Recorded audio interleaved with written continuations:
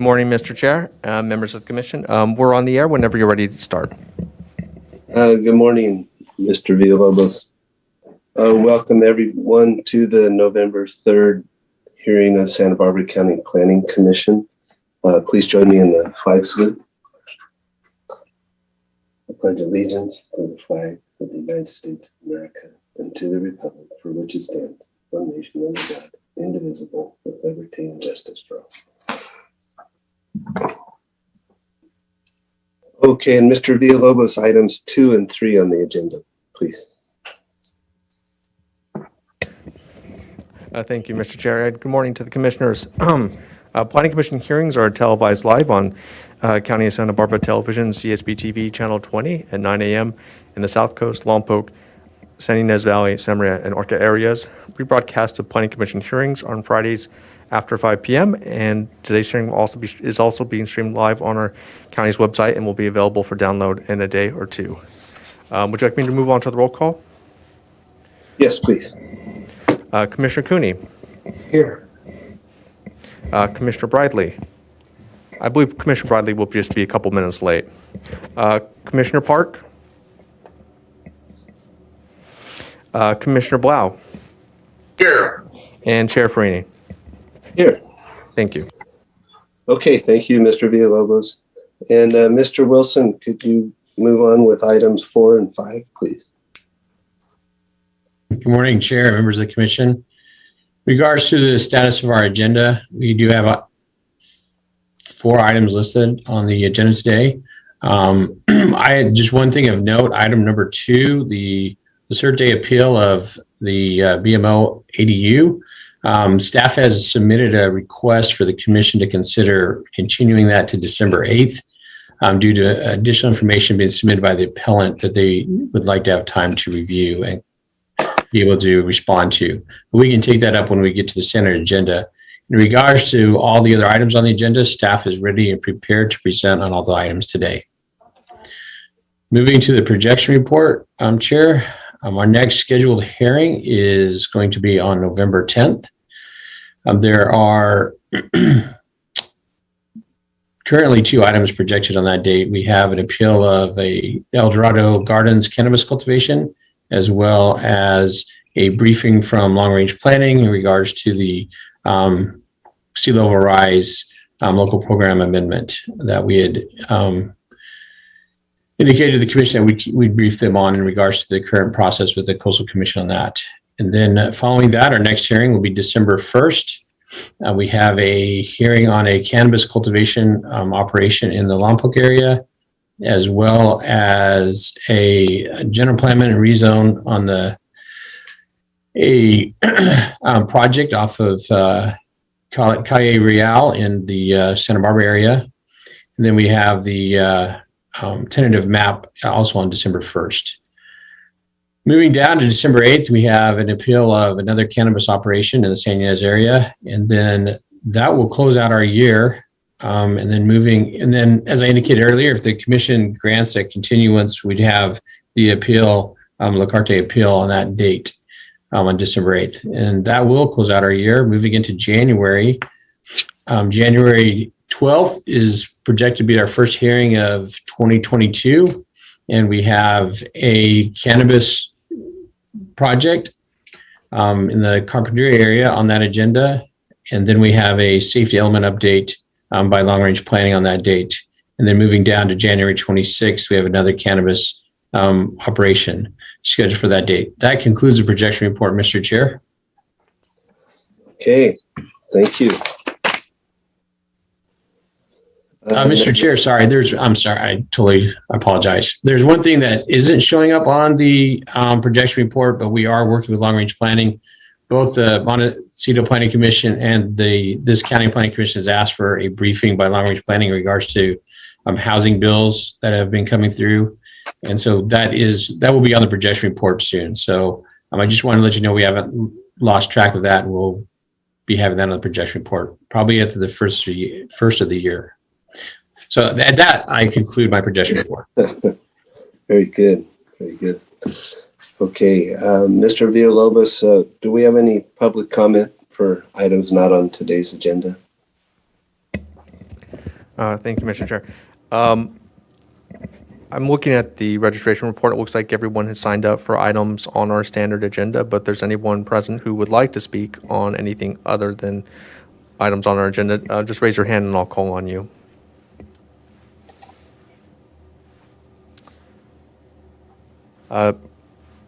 No takers. Okay, very good. Moving on then to item 7 would be Planning Commissioner's informational reports. Not seeing any hands there. We'll move on to item 8. We have a group of minutes here. How would the commissioners like to handle those?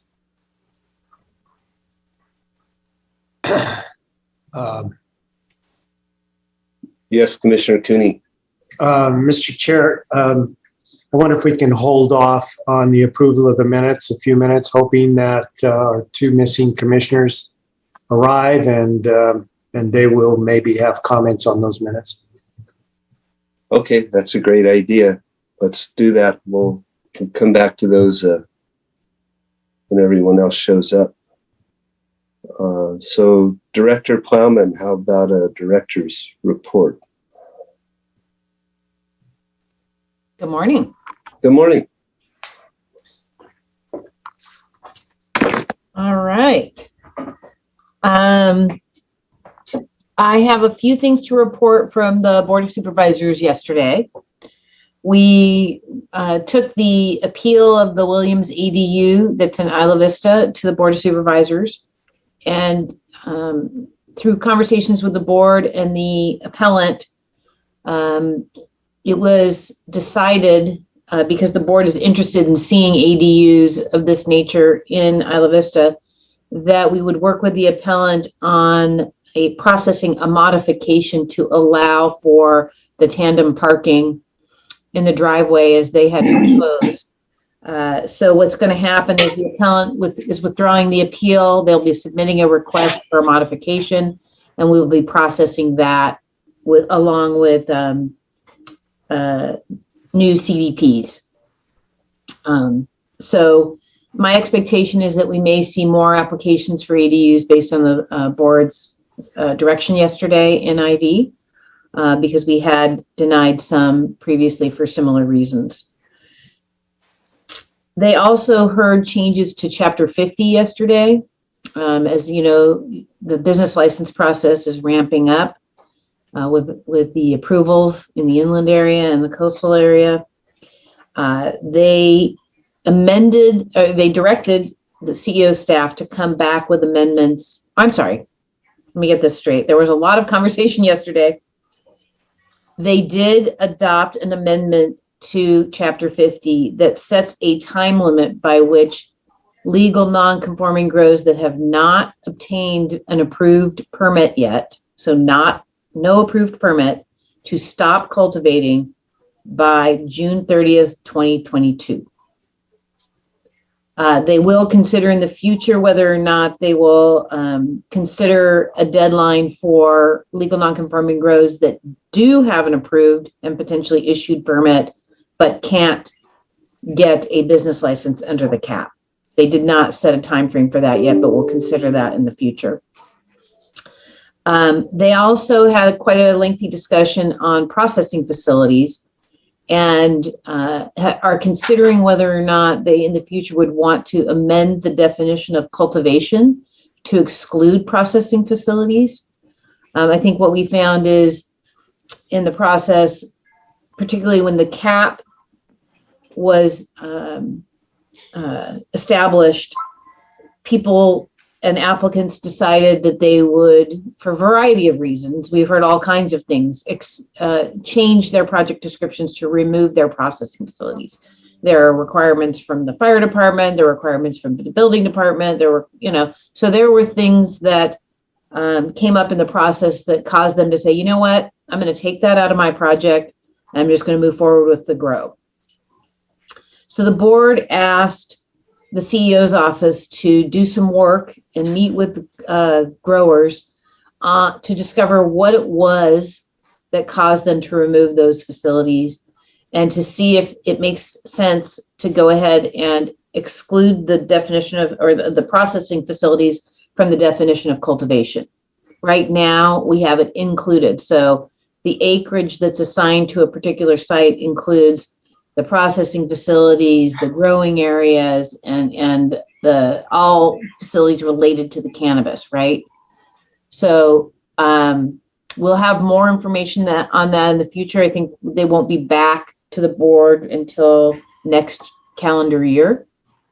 And I will keep the planning commission apprised on what the board directs. If the board does direct a change in the definition of cultivation, that would also be something that would need to be changed in chapter 35, which would be something that would come to you, and the uniform rules. So we want to keep those definitions consistent through all of our documents because of the potential for there to be inconsistencies between the permit and the business license. I'm going to stop there, see if there's any questions on those two items. We're not seeing any questions. Okay. And then just in terms of future items for the board, we will be, the board's going to be hearing, and I've mentioned this previously, the climate change vulnerability assessment. It's just a receive and file briefing on this first phase of the safety element, and that's next week on 11/9. Then they will be hearing in December the appeal of the Cresco facility in the Carpinteria Valley. They will also be hearing Oasis. And on the 14th of December, we have two items. One is the Bien Nacido appeal of Abel Maldonado's project, cannabis project, and also the Santa Barbara Ranch periodic review appeal. And that I think I've discussed that previously with you. So that's what we have that to the end of the year with the Board of Supervisors. I'm happy to answer any questions. Okay. Well, thank you, Director Plowman. No questions today. So Okay. All right. Have a great meeting. okay, you too. Thanks.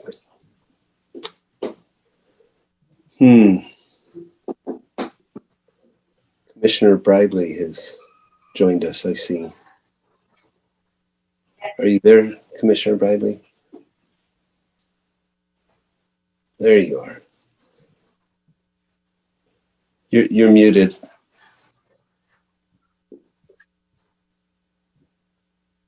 Good morning. I Hey, good morning. apologize. Good morning. I'm here. Okay, I think I'll just poll the commission. We're short one commissioner right now. We have postponed the minutes, and shall we keep going on the agenda, or do you think we're ready to move on to the minutes? Commissioner Cooney, what's your feeling now?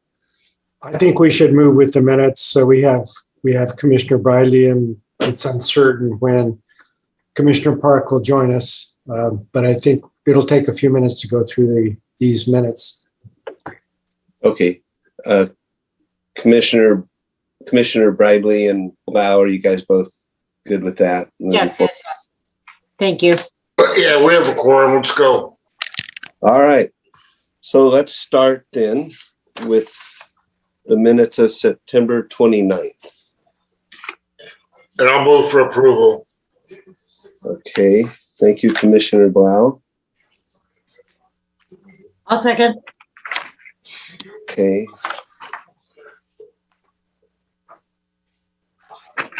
Any discussion? Yes, Mr. Chair, just a very minor correction on page 3 of the minutes. At the bottom of the page, the second action under item 1 in the last line says we direct staff to drafting findings for denial, and it's just draft, I believe. Okay, good catch. Got it. And I just want to self-report. In the header, I was starting on page 2. There's a typo. in the date of the hearing to September 1st. So just to be keeping myself honest here. Thank you, Mr. Villalobos. I guess we can go on for a vote on that. Mr. Chair, Yeah. Yes, Commissioner Cooney. I just had a bit more of discussion. Oh, yeah, go ahead. You know, the absence of material changes to the minutes, both now and in the past, I think is a tribute to how carefully our minutes are kept by Mr. Villalobos. And it's almost amusing that we can find anything at all. So now it's become a personal challenge for me, and I can tell for him. So I do think that the credit for all the good work should not be lost. I appreciate that, and I appreciate when you do find something, because I love when it shows that people are going through these carefully, and that's important. With that, would you like me to take the roll call, Mr. Chair? Yes, please. Okay, great. Commissioner Cooney, Aye. Commissioner Bradley, Aye. Commissioner Blau, Aye. Chair Freeney. Aye. Motion passes 4-0. Thank you, Mr. Villalobos. Now moving on to the October 6 minutes. I'll move for approval again. Okay, I'll second. second, Wait. okay. Ooh. Go ahead. Rusty. That's all. I was just gonna second. Oh, you seemed like you were ready to go on something. No. I am catching myself to look at hand raise protocol because Commissioner Cooney called me out on that last meeting. So I want to make sure I'm doing that. And I woke up in a not such a great state this morning. So Okay, correct me if I'm wrong. My second stands. okay, very good. Okay, not seeing any further discussion. Can we have a vote, please, Mr. Villalobos? Commissioner Cooney, Aye. Commissioner Bradley, Aye. Commissioner Blau, Aye. Chair Freeney. Aye. Motion passes 4-0. Okay, now moving on to the October 13th minutes. I'll move for approval again. Let's just make it unanimous. Okay, you're on a roll, Dan. Keep it going. Well, Commissioner Bradley. I'm not seeing anyone else. I'll second. These are, and obviously, Mr. Villalobos was very busy, 3 in a row. 3 in a row. Yes, I didn't see anything wrong. However, I'll second, in other words. All right. Okay, very good. Let's move on to vote, please. Commissioner Cooney, Aye. Commissioner Bradley, Aye. Commissioner Blau, Aye. Chair Freeney. Aye. Motion passes 4-0. Okay, thank you. And then Mr. Wilson, on the standard agenda, we want to move item 2 to number 1, correct? Mr. Chair, thank you. Yeah, that's my recommendation is move item number 2 to up, so that way we can address the continuance and then move into the standard agenda after that. Okay. Let's go ahead and do that, Mr. Villalobos. Thank you, Mr. Chair.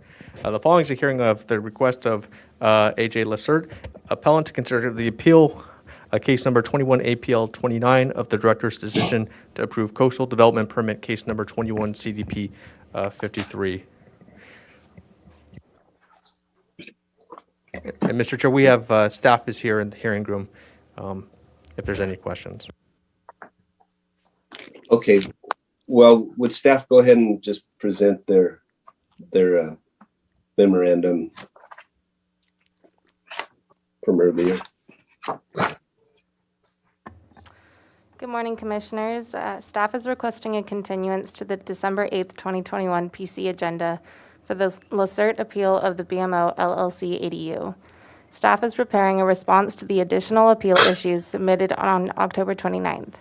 Additionally, the applicant has advised that they will be submitting revised plans in response to the additional appeal issues submitted.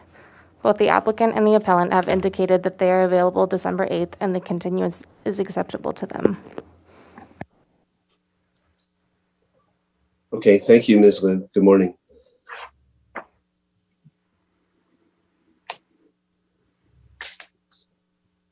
Okay. Do we have any ex parte site visits to report? Commissioner Cooney? Thank you, Mr. Chair. Yes, I did re-explore the area. I was familiar with it, but not with the problems of this particular project. So in terms of the continuance when it's appropriate, I will move approval. Okay, thank you, Commissioner Cooney. Commissioner Bradley? I actually had a conversation with Bridget Lacerte last month several times, and then spoke with Mr. Welton last week as well, and did a site visit on Saturday. Thank you, Commissioner Bradley. And then I'm assuming there's no questions of staff from the planning commissioners? Okay, not seeing any questions. And would the appellant like to speak in regards to this continuance? Thank you, sir. Eric Berg, counsel for appellant. Just briefly, and thank you for your indulgence. We understand that the applicant now will be submitting a revised project to replace the project that is currently in front of the commission. And we were hoping for some clarification, if possible, if the need for additional time is to review the existing project or to await receipt of the revised project. And I raise that because appellant has some concerns about the timing of receipt of a revised project relative to the setting of a new hearing date, this December 8th, 2021 date. We were hopeful, if possible, that some specifics could be provided as it relates to timing. Appellant had a bit of a challenge getting in its October 29th additional comments, just in light of receiving the last set of revised plans on a relatively short time frame. So I wish to raise that for commission and staff's consideration. Thank you for your time. Thank you, Mr. Berg. Ms. Liu, do you have a comment? Chair Farini and commissioners, Willow Brown is the staff on this, but I'll go ahead and respond to the, as her supervisor. The applicant has indicated to us that they expect to have plans to us by early next week. And as soon as we receive them, we will distribute them to the appellant, which should hopefully give ample time for review of the plans in advance of the December 8th hearing. Thank you. Okay, thank you. And does the applicant care to comment?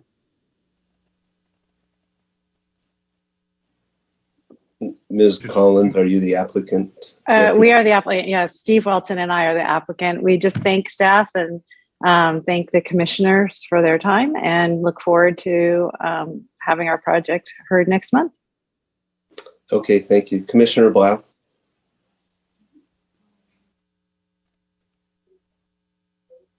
There we go. I just want to caution the two parties that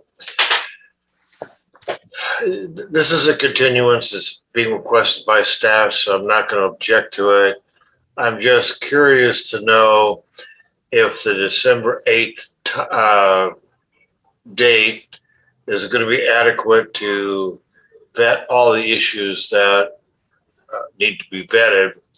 What I would not be happy with is if we come back to December 8th and ask for a further continuance because they haven't been able to resolve issues or come to understanding of what the concerns are.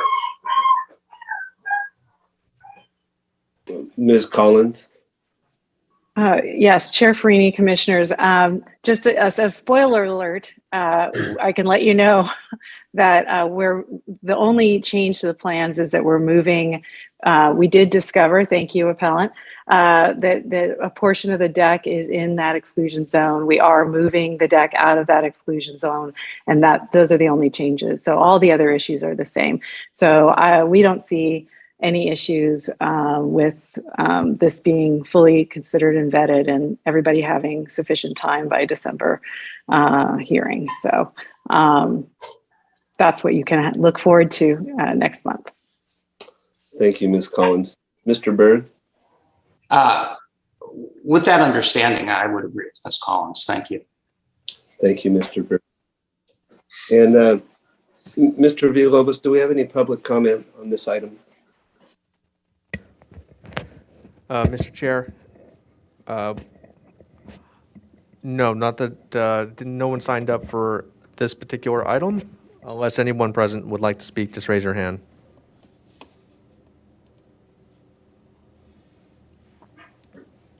Looks like not, Mr. Chair. Okay, thank you. We'll go ahead and close public comment then and move on to commission questions, deliberations, if any. Or a vote. Commissioner Cooney? Mr. Chair, I'm leery of continuance requests, and we've talked about them in other cases recently. In this case, I think the request for the continuance is reasonable and the parties agree. The only question is the timing, whether it can all be done, and we're going to be ready to go on the 8th of December, which is a month or more before our next meeting. So I think we should try to do that. It's not totally unrealistic given what Ms. Collins indicated. So I will move that we approve staff's recommendation to continue the matter to the Planning Commission agenda of December 8, 2021. Thank you, Commissioner Cooney. Commissioner Park? Yes, Your Honor. I just left the courtroom and joined the meeting. That's why I'm using the wrong jargon. And I was actually confused when you called the matter. I thought we were on item 1, so I didn't make an ex parte disclosure. But on this item, I did have a brief phone conversation, mainly about the continuance with Ms. Collins late yesterday. So that's my ex parte disclosure. Having made that, I'm going to second the motion that Mr. Cooney made, or I believe he made. Okay, very good. Commissioner Bradley? I apologize. I had 2 other ex parte disclosures I forgot about with Mr. Higgins and Ms. Woolsey yesterday and then a few weeks ago. But I'm ready for the vote. Okay, great. Okay, Mr. Villalobos? Commissioner Cooney, Aye. Commissioner Bradley, Aye. Commissioner Park, Aye. Commissioner Blau, Aye. Chair Farini. Aye. Motion passes 5-0. Thank you, Mr. Villalobos. And now we could move on to the item 2 of the agenda, previous item 1. All right. The following is a hearing on the request of MR Place 6 LLC, property owner, to consider case number 21 APL 30, an appeal of the South County Board of Architectural Review's decision to deny case number 21 BAR 83. Thank you, Mr. Villalobos. And do we have ex parte and site visit disclosures to make? Commissioner Cooney, I'm not sure if that's a leftover hand or a new hand. It's sort of permanently up today. Yes. No, I do have one ex parte communication to disclose that was with Mr. Tom Evans, who is a longtime resident of Summerland and has been involved in many discussions regarding the Summerland Community Plan. Okay, very good. Thank you. And with that, we can move on to the staff presentation.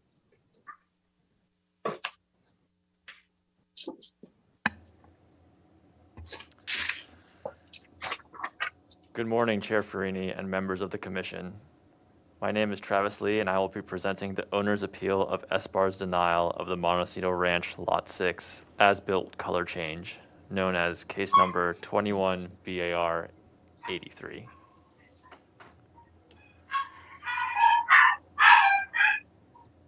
Here is a vicinity map of the project where the subject parcel is shaded red. The project is located at 2720 Montecito Ranch Place in the Summerlin Community Plan area. The next slide will provide background information on the subdivision.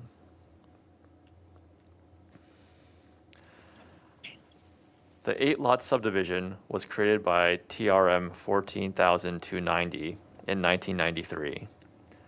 Development on lots on the knoll are subject to numerous conditions of approval from subdivision and subsequent recorded map modification due to unpermitted grading and leveling of the knoll area that went beyond the scope of the previously approved permits. The lot is currently developed with a single-family dwelling and accessory structures under 16 CDP 6 and 15 BAR 201, with an approved color of shamrock stucco number 44, Inca beige, B200. Bless you. Sorry. During construction, the structures were instead painted La Habra stucco crystal white base 100. The applicant applied for a CDP and BAR case to legalize the as-built color change. The project was presented to the SBAR on June 4th, 2021, where it was denied by a vote of 5-0, and the applicant filed a timely appeal on June 14th, 2021.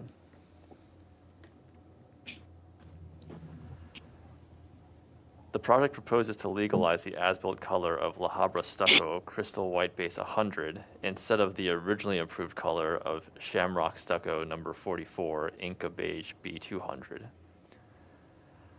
On this slide, you can see the differences in the as-built and approved colors. On the next slide, I will begin discussing the project's inconsistency with applicable policies.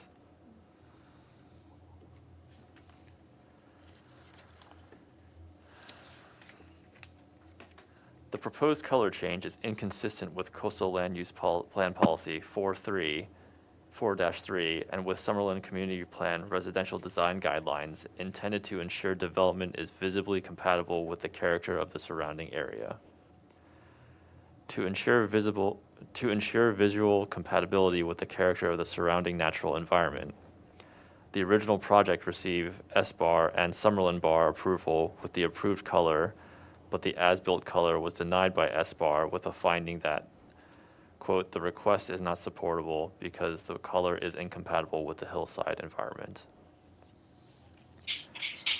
The proposed white color is inconsistent with the Summerlin residential design guidelines, including those specific to the rural area of Summerlin, which were adopted by the Board of Supervisors in 2014, with direction to the BAR to utilize the guidelines in its review of projects in the Summerlin area.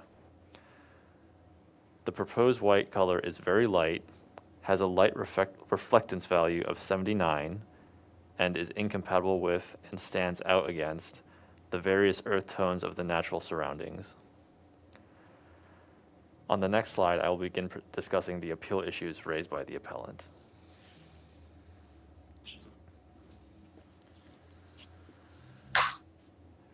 In their appeal, the applicant asserts that the SBAR seems split 3-2 against the color change, but due to the fact that the Summerlin Bar had informally rejected the color as so much time had passed since construction was completed, the board unanimously voted against the request.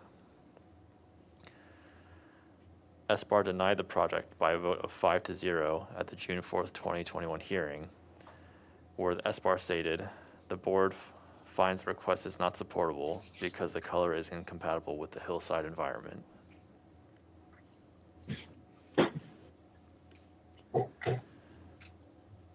In their second appeal issue raised, the applicant asserts when the Summerlin Community Plan was adopted, there were very few houses in the east end of Summerland.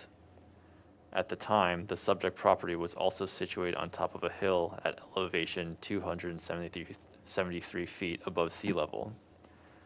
Subsequently, the developer obtained a grading permit from the county to lower the elevation of the hill to 254 feet above sea level.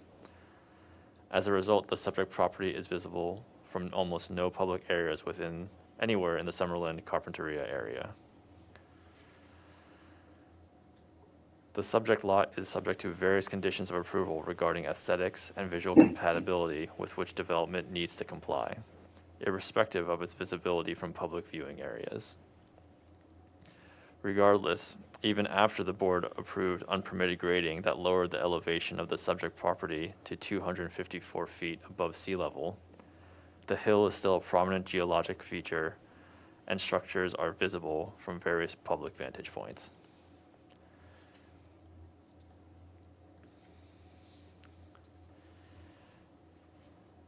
In their appeal, the applicant contends that there are now over 19 white color houses within easy view of the subject property, a number of which were shown to the SBAR via photograph and detailed in their latest submitted materials. The Summerland Community Plan area has several design guidelines regarding structure, color, and appearance that apply to this development, which distinguish between urban and rural portions of Summerland.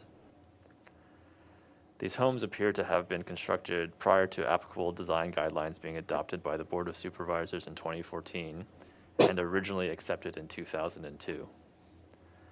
Additionally, the proposed project does not comply with any of the aforementioned Summerland residential design guidelines, which require earth tones that blend into the natural environment and oppose light colors such as white, off-white, and gray.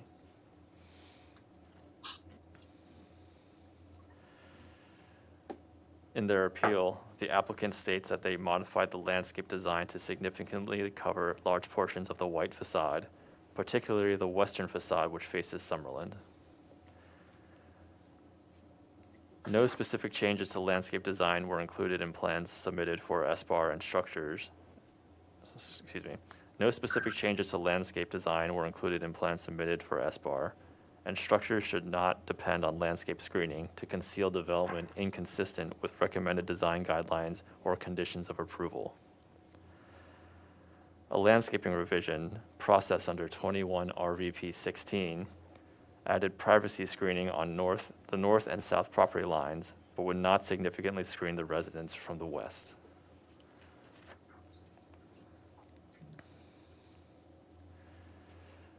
In their fifth appeal issue raised, the applicant contends that SBAR approved a similar color change nearby in Summerland. The applicant is referencing 21 CDP 30, where the originally approved color stucco by Merlex with a light reflectance value of 65 was changed to gray husky 1473 by Benjamin Moore with a light reflectance value of 45.83 during construction.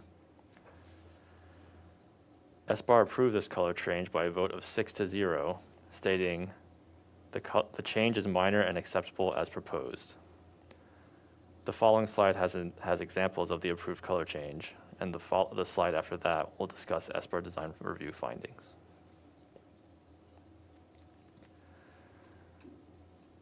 This slide depicts the previously approved and later changed paint colors for the project process under 21 CDP 30.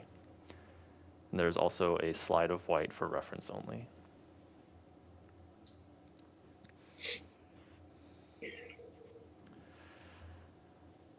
The as-built white color does not comply with the Summerland residential design guidelines in the rural area where earth tones are required and light colors are opposed. Therefore, the SBAR could not make the design review findings at the June 4th, 2021 meeting.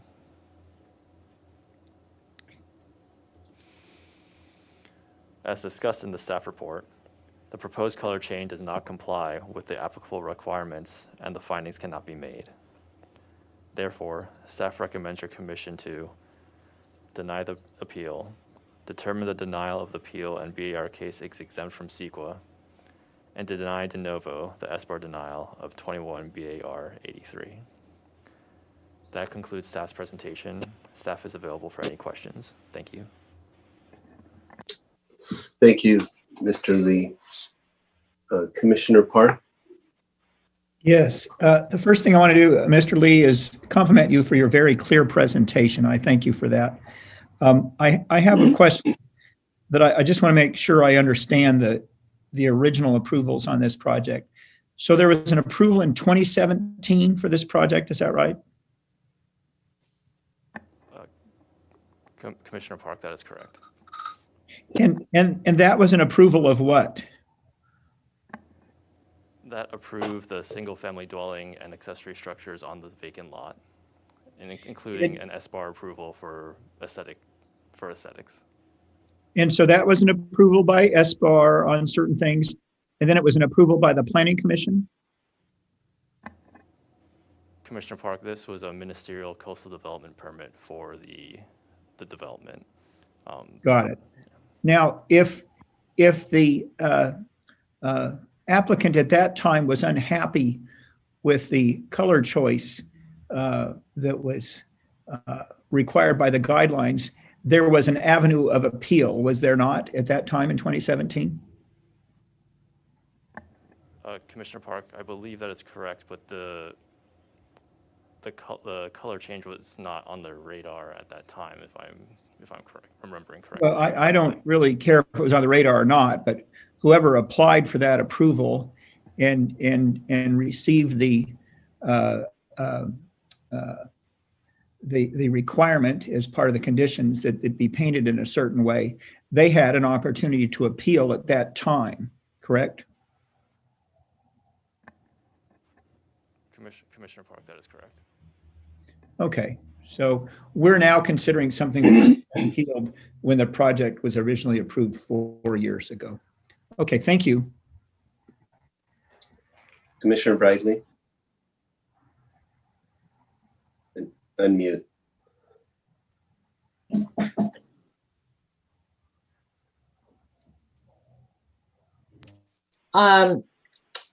Mr. Lee, on your slide, you were referring to a case at 2325 Ortega as a comparison. Can we pull up that slide though? You know what? It doesn't matter. I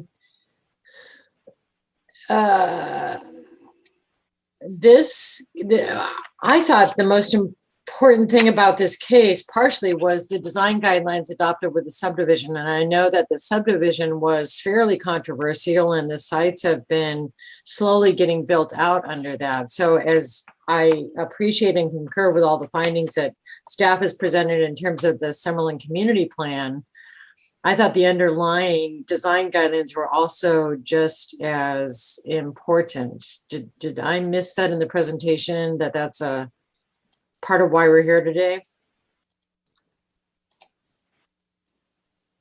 It's a question for staff. Mr. Chair, Commissioner Bradley, this is Alex Tuttle. Yeah, that was an issue that was raised under appeal issue number 1, which is that this parcel and this subdivision in general has numerous conditions of approval on it that date back to the original subdivision from 1993, including specific guidelines and requirements for design applicable to development of single-family homes within the subdivision that go above and beyond what the Summerlin residential design guidelines or the community plan policies indicate. And so those were discussed under appeal issue number 1, and there was conditions of approval that were carried over from that subdivision onto this coastal development permit, including specific findings that the BAR needs to make for these lots in particular, including a finding that development will have a compatible approach to building height, color, and style, and that development will provide for the preservation of rural, residential, and agricultural character of the area. And on top of that, I think what you alluded to is that when that subdivision was adopted or was approved, there were building and design guidelines established for that subdivision that were recorded for that subdivision, which included much of the same issues with respect to the color that we find in the Summerlin design guidelines. So hopefully that answers your question. Mr. Stroh, if you could talk a little louder, get the microphone a little closer, it'd be helpful. I can barely hear you. Yes. I think that was Mr. Tuttle. No, I'm sorry. Yeah, That that's proves okay. the point. That proves the point. Yeah. Do I need to Right, repeat same point. myself, or did everyone else catch that? Or I'm okay. I mean, basically, there are recorded map conditions that obviously go beyond the Summerlin Community Plan and is an extra layer for this site. that's So, staff, Mr. Lee, is, the problem I'm having, maybe we just wait for the applicant to do a presentation, is he brought up a lot of other cases in the Summerlin area that in their material, they say is white, what they're requesting here. And I guess I'm not sure how many of those are within this subdivision, because unless it's within the subdivision, I'm not as swayed by those other cases in Summerlin. So who has the best visual of that? I'm looking at the staff report with our site highlighted as part of the subdivision, and then the other material from the applicant of other cases in the area that I have the color they're requesting, but I'm not sure where they are in the whole Summerlin Community Plan area. Am I missing an exhibit on that somewhere, even in the last staff report? Because I'm not seeing something like that. Or is that on a slide that anybody has? And it might be the applicant. Just tell me to wait.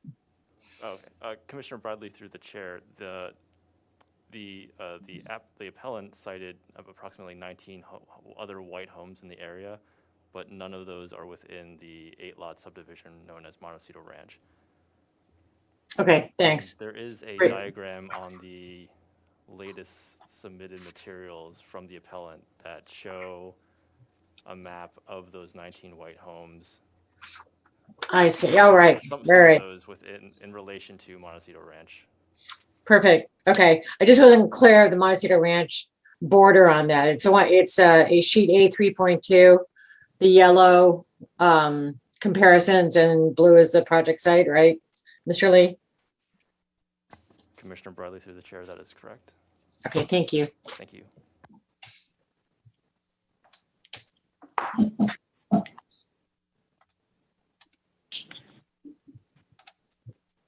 Okay, well, thank you. Mr. Wilson, kind of a question for you. Would we look at this as an appeal item and follow the order of hearing for appeals? Mr. Chair, Commissioners, that is correct. We'd follow the standard appeal hearing procedures. I think the appellant and the applicant are one and the same, so we can just go to the appellant. Okay, all right, very good. Does the appellant have a presentation? Yes, this is Michael Stroh with DMHA. Can you guys hear me? We can hear you, Mr. Stroh. Thank you. Okay. I'd actually like to put up, if you could, my drawing set that we submitted that has some information in it that I think is pertinent here.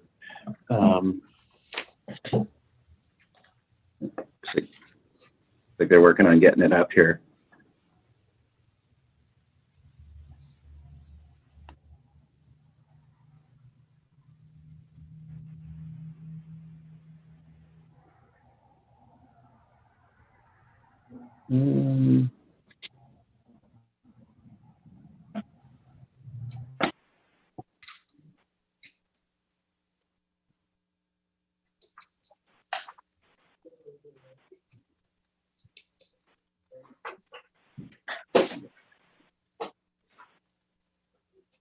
Okay, thank you, Travis and David. So this lot is amongst our internal team and the development team, all known as Lot 6, within the 8-lot Montecito Ranch Estates subdivision. the area was originally part of Serena Park. It was actually owned by Frank Serena, and subdivided into 8 lots between 5 and 8 3/4 acres with development envelopes. It was added into the Summerlin Community Plan area, actually at the request of the county, despite objections from ownership to do so, because historically it was actually in Carpinteria. That being said, that was in 1993, and over the next 20 plus years, the subdivision went through the full process, and there were lot line adjustments. There was a number of conditions of approval. There was illegal grading. There was a number of things that happened, all of which resulted in the establishment of the final conditions of approval from 2013. Those conditions of approval included, as Travis alluded to, basically it did go above and beyond what the Summerlin rural area requires. However, I want to be specific. The conditions of approval for these sites say, prior to approval, basically going beyond what it says in the Summerlin Community Plan and the Summerlin Residential Guidelines, it says, prior to approval of any development on site, the county BAR shall make the following specific findings. The development will have a compatible approach to signing, color, street furniture, lighting, landscaping, building height, color, and style. Development will present a harmonious massing of structures. Development will maximize open space and view corridors.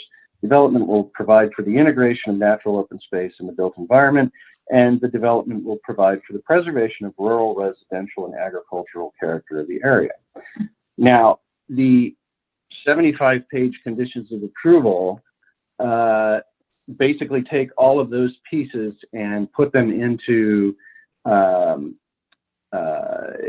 put them into very specifics related to building heights, related to finished floor heights, related to massing and building separation and locations on sites, and among other things.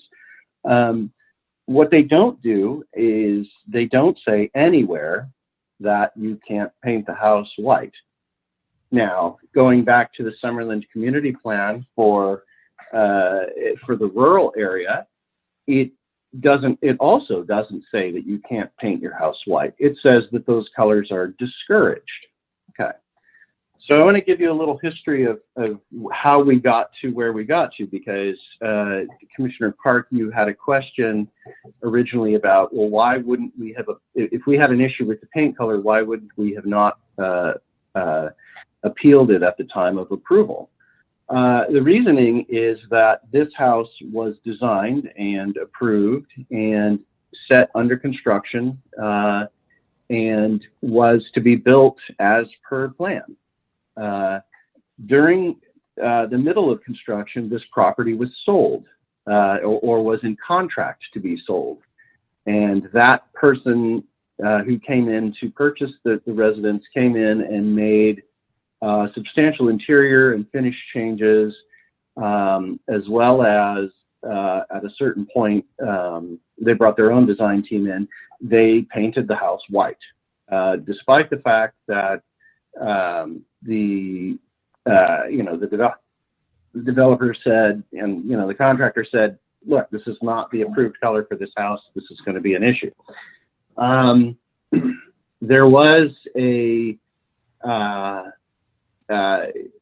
they moved on, and they pressed on with construction, and oddly enough, when the house was about 95% complete, they pulled out of the project entirely and walked away, having spent somewhere on the order of $750,000 on a house that they never actually bought.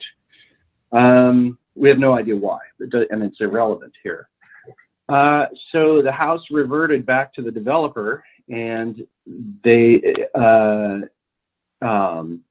were kind of left holding the bag of a 95% completed house that wasn't fully compliant with with all of the conditions of approval and the guidelines and things like that. At that time, because of the condition of construction and where we were, and because I was notified that there was a potential complaint at the county about the color, I informally went to the Summerlin Board of Architectural Review while I was there on another project, and sort of straw polled them on where they felt we would get to with respect to the white color. And remember, at the time, there's no landscaping installed or anything. This thing is fairly wide open. The straw poll was pretty well split. And what we got out of it from the commentary from Jeff O'Neill was half the board didn't care, the other half didn't like the color, but all of them felt that, the Summerlin community plan should be upheld, and therefore the house should be painted the correct color. So it was decided at that time to move forward to bring it to the county level to try and see where that would go. In the middle of that, the project was sold again to and actually sold and completed to Nicholas and Heather Porter, who now own the property, and I believe Heather is on this morning and can comment. She has also provided a letter which can be read into the record. They really liked the house being white. They didn't want it to be changed. They went to the homeowners association within Summerlin, within Montecito Ranch. The Montecito Ranch Homeowner Association was unanimous in their approval of the white color. And so I was asked to put together to meet with planning to determine how we would go through the process for trying to get this approved. We met with Jeff Wilson and Alex Tuttle.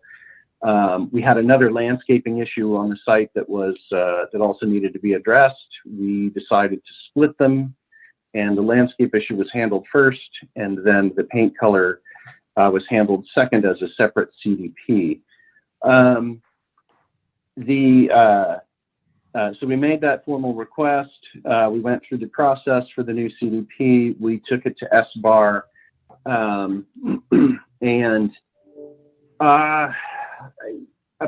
it's interesting. We had the day before the SBAR hearing, I was notified that there was another house in Summerlin that had just gone through construction, and they had painted the color. They had changed to a whitish color and been turned in, and had to go through the same process that we were going through. And they went to Summerlin BAR, where they got a split vote, but they got an approval. And then they went to SBAR, and it was approved unanimously. So at that point, I was actually contacted by Eric Graham, who is head of permit compliance from the county planning department, and he said, you might have a good shot here, because this essentially sets precedent.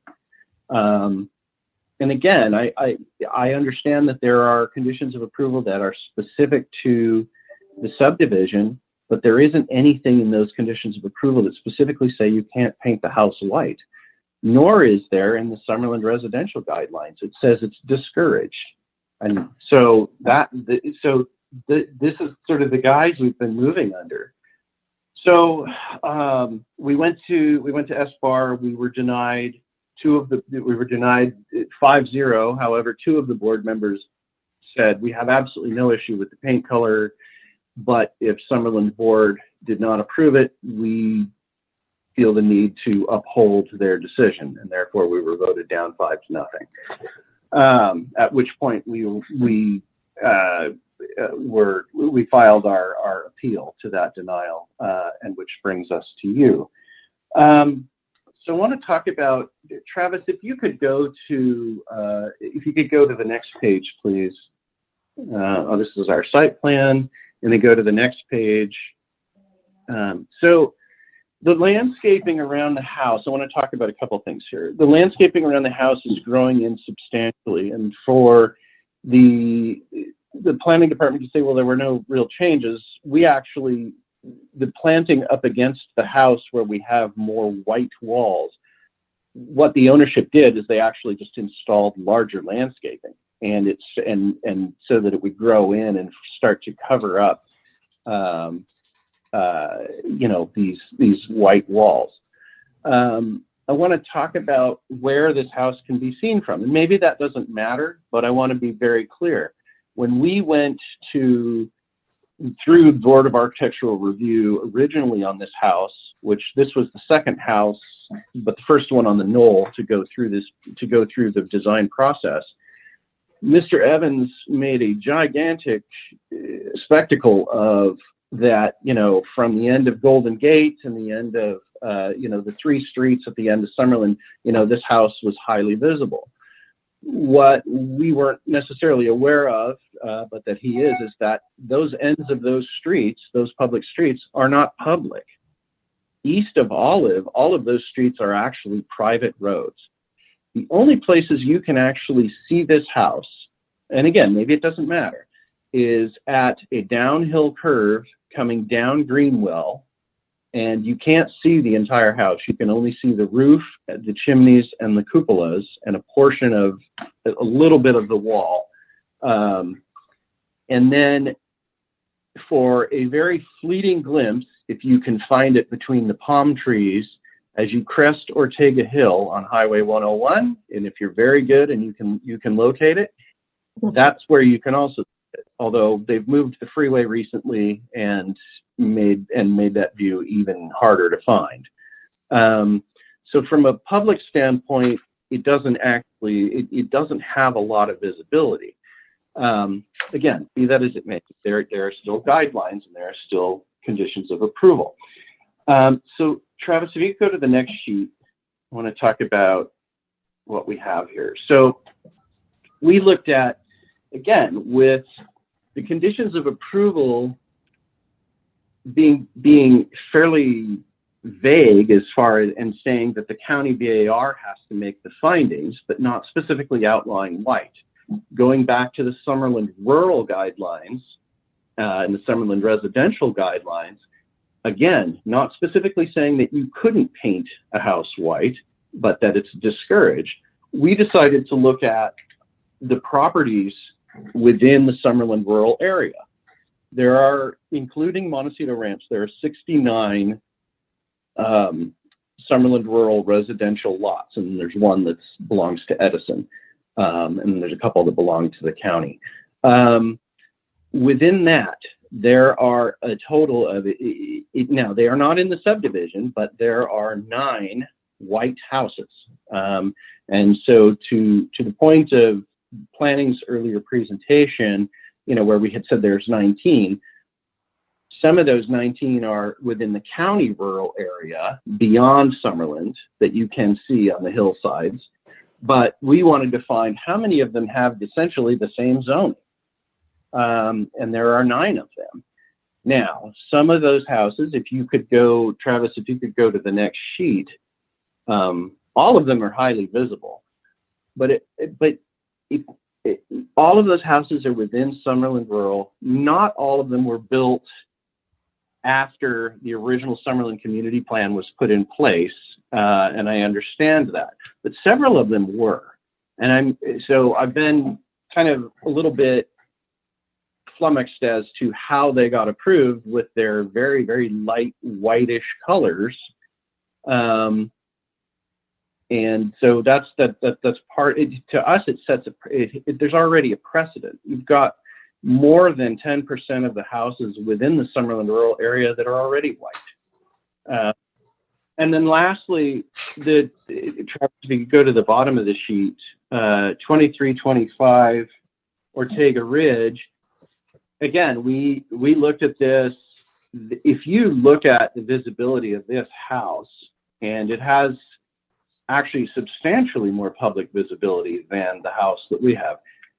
That house glows on the hillside. It is white. I know what they have on their approved color chips, But we've been told that it was the same painter and that the, you know, what's actually painted on there may or may not be, and again, this is conjecture, but it may or may not be exactly similar to what we have on our proposed house.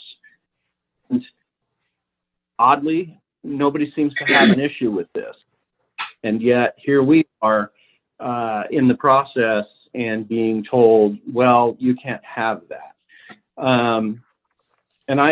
So for us, it's a little bit of it's a challenge, because we see that there's precedent within the Summerlin rural zoning already happening, including recently, that accomplishes the exact same thing that we are trying to do, and yet we were denied the ability to do that. And with that, I would yield back to the board. Thank Hey, Commissioner Blount. Yeah, Mr. Stroh, I have a question for you. You said earlier that the homeowners association approved the current color configuration you have on the property. Is that correct? That is correct. So my question is, who is objecting to the color on the property now? Is it just the county, or is it a neighbor? Is it the association? Who's objecting to the white color other than the BAR? We have been told that someone made a complaint to Eric Graham at the planning department that the color was inconsistent with the original approved color.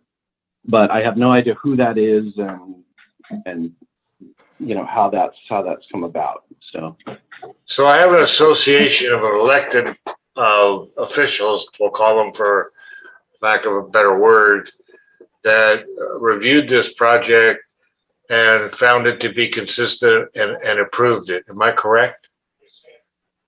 In terms of SBAR and planning department, yes. Well, yeah. Well, I'm talking about the owners association. Oh, yes, and they have approved the White House. Correct. Okay. Thank you. That helps me a lot. Thank you. Commissioner Bradley. Just clarification, Mr. Stroh, the 2325 Ortega Ranch in your presentation and your materials, that's actually in Summerlin, though. That's not actually in the ranch. I mean, that's outside the subdivision, right? Or is that in the subdivision, right? The Montecito Ranch Estates is 8 lots only. 2325 Ortega Ridge is outside of that subdivision, but it is within the Summerlin rural area.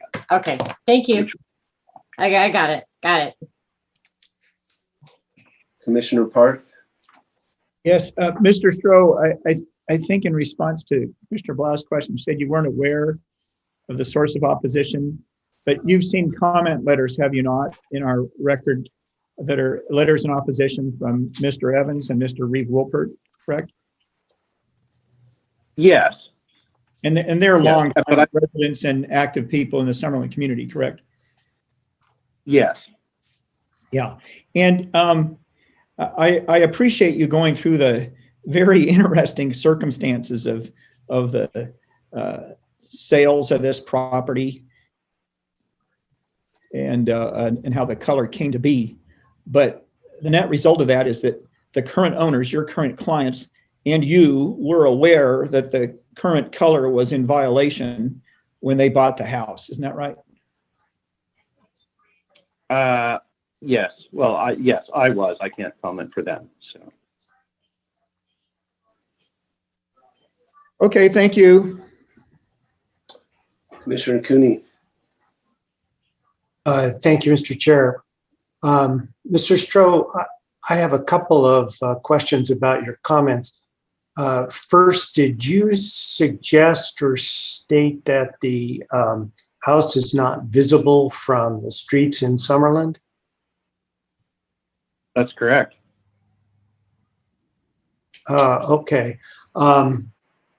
So I didn't disclose at the outset and should have that I drove around the location of the house in question. And my drive took me into the heights of Summerlin, directly across the canyon. And the house was visible from at least 3 locations within that part of Summerlin. It stood out. In fact, there were only 3 houses that I could see on the bluff. You may be able to answer whether there are more than 3, but I saw only 3. This was the middle one. It's very clearly seen. Anybody living on those streets would have a direct view at it.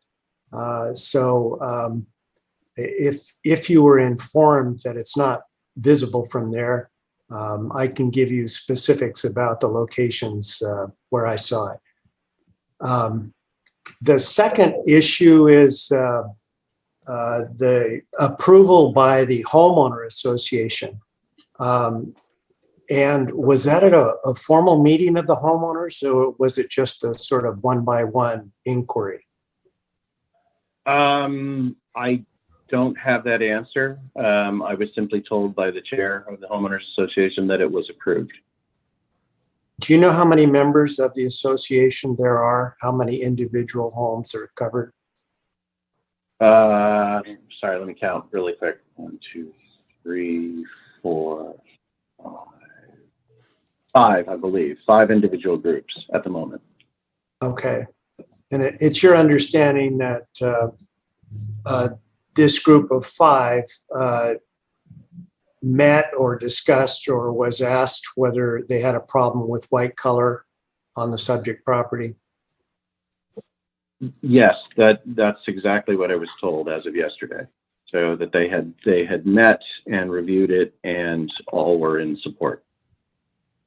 Okay. The reasoning I was given for that is basically they don't want all the houses to be earth tones. They actually like the white because it provides a little bit of difference, but they don't want everything to look the same.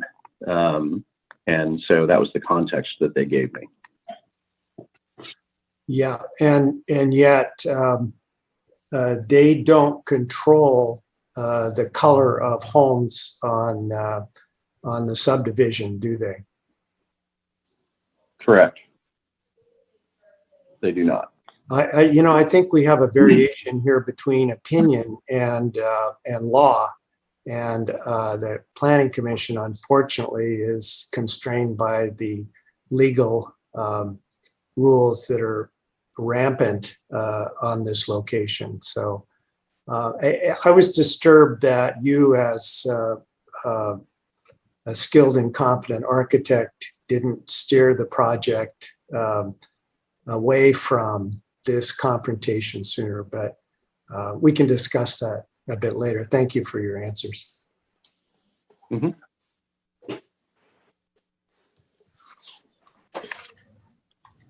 Okay. Let's go back to staff. And did they have anything they would like to add?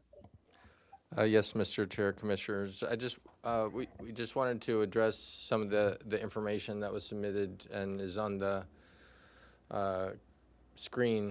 Well, you perhaps can't see it at the moment. But regarding the other homes in the Speak up, Mr. Tuttle. Regarding the other homes in the Summerlin area. Speak up, please. Regarding the other homes in the Summerlin rural area, as Mr. Stroh indicated, about half of those homes were constructed prior to the Summerlin Community Plan. One of the homes, the Vonderhay property, which is the subject of the most recent comparison, as you can see in the colors, it's clearly differentiated from the stark white building that is the subject property. And if you look at the light reflectance value, it's much lower. It's about 45 versus 79. So it's a much warmer tone than the bright white of the subject property. And I would also just note, we haven't done a specific research on all these other homes and the circumstances behind them, but I will note that two of them we did recently receive a complaint about as possibly falling under the same situation we have today, which is homes that were recently repainted from a darker color to a white color. So we're currently investigating those properties to determine whether a violation may exist with those as well. And then the last thing with some of these homes is, it's hard to tell from these distant photos exactly what the colors are.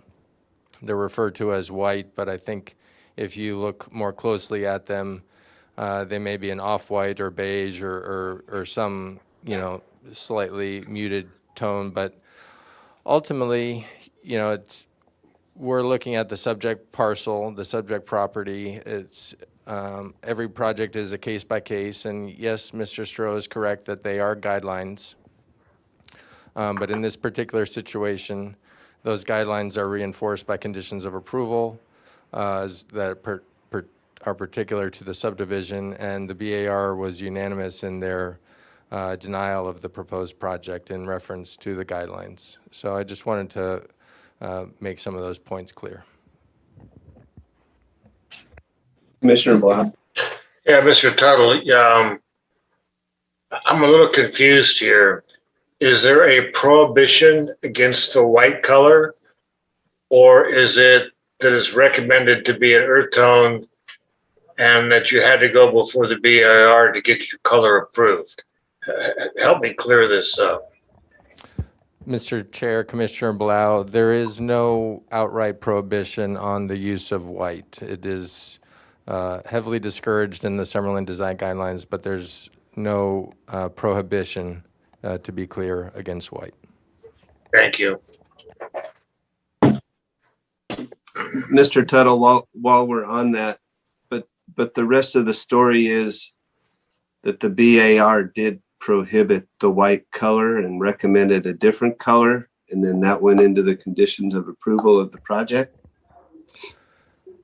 Mr. Chair, Chair Farini, Commissioners, so the BAR originally approved the beige color that you saw in the Mr. Lee's presentation. That was with the original house in 2017. As you heard, the house was then painted white. We took it back to the BAR for reconsideration, and the BAR denied the white color based on the guidelines and it being incompatible with the hillside environment. Thank you, Mr. Tuttle. Commissioner Bradley? Mr. Tuttle, you had said that you had received 2 complaints about white colors in the area. Was that in this subdivision, or was that on the parcels that Mr. Stroh provided highlighted as comparisons on his map? Was it 2 of those from Mr. Stroh's material? So not necessarily, obviously not in this subdivision with those conditions of approval, but the other ones that he pointed out to as comparisons? Mr. Chair, Commissioner Bradley, correct. It's 2 of the houses that were identified as comparisons in other areas of the Summerlin rural area. Thank you. And then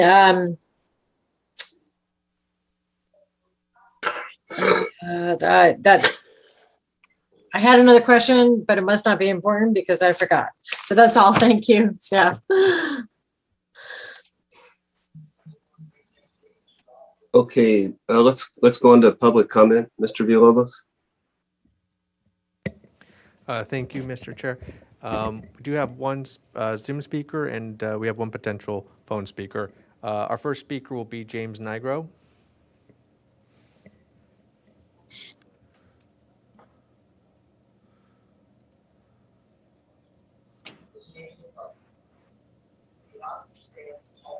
I'm sorry, Mr. Nigro, if you could unmute yourself. Hello? We can hear you. Go ahead whenever you're ready. Hello? Mr. Nigro, we can hear you. Go ahead. What with your Hello? Hello? Hello? It looks like Mr. Nigro's microphone is working, perhaps not his speakers. Oh, okay. You could hear me? Yes, go ahead. Oh, okay. Thank you. Okay. My name is James Nigro. I am the owner of Lot 2, which is 200 Montecito Ranch Lane. I'm also a spokesman for the HOA for Montecito Ranch Estates. And we did have a meeting, and all the owners are definitely in favor of the White House. We love it. And it's, yes, it's our opinion, but we all love it. And we do want some diversity in there. We don't want all the houses to be earth tone. We don't want it to look like, just a subdivision. It's a very exclusive area. And yes, all the homeowners are in favor of the White House and highly encourage the commission to vote in favor of it.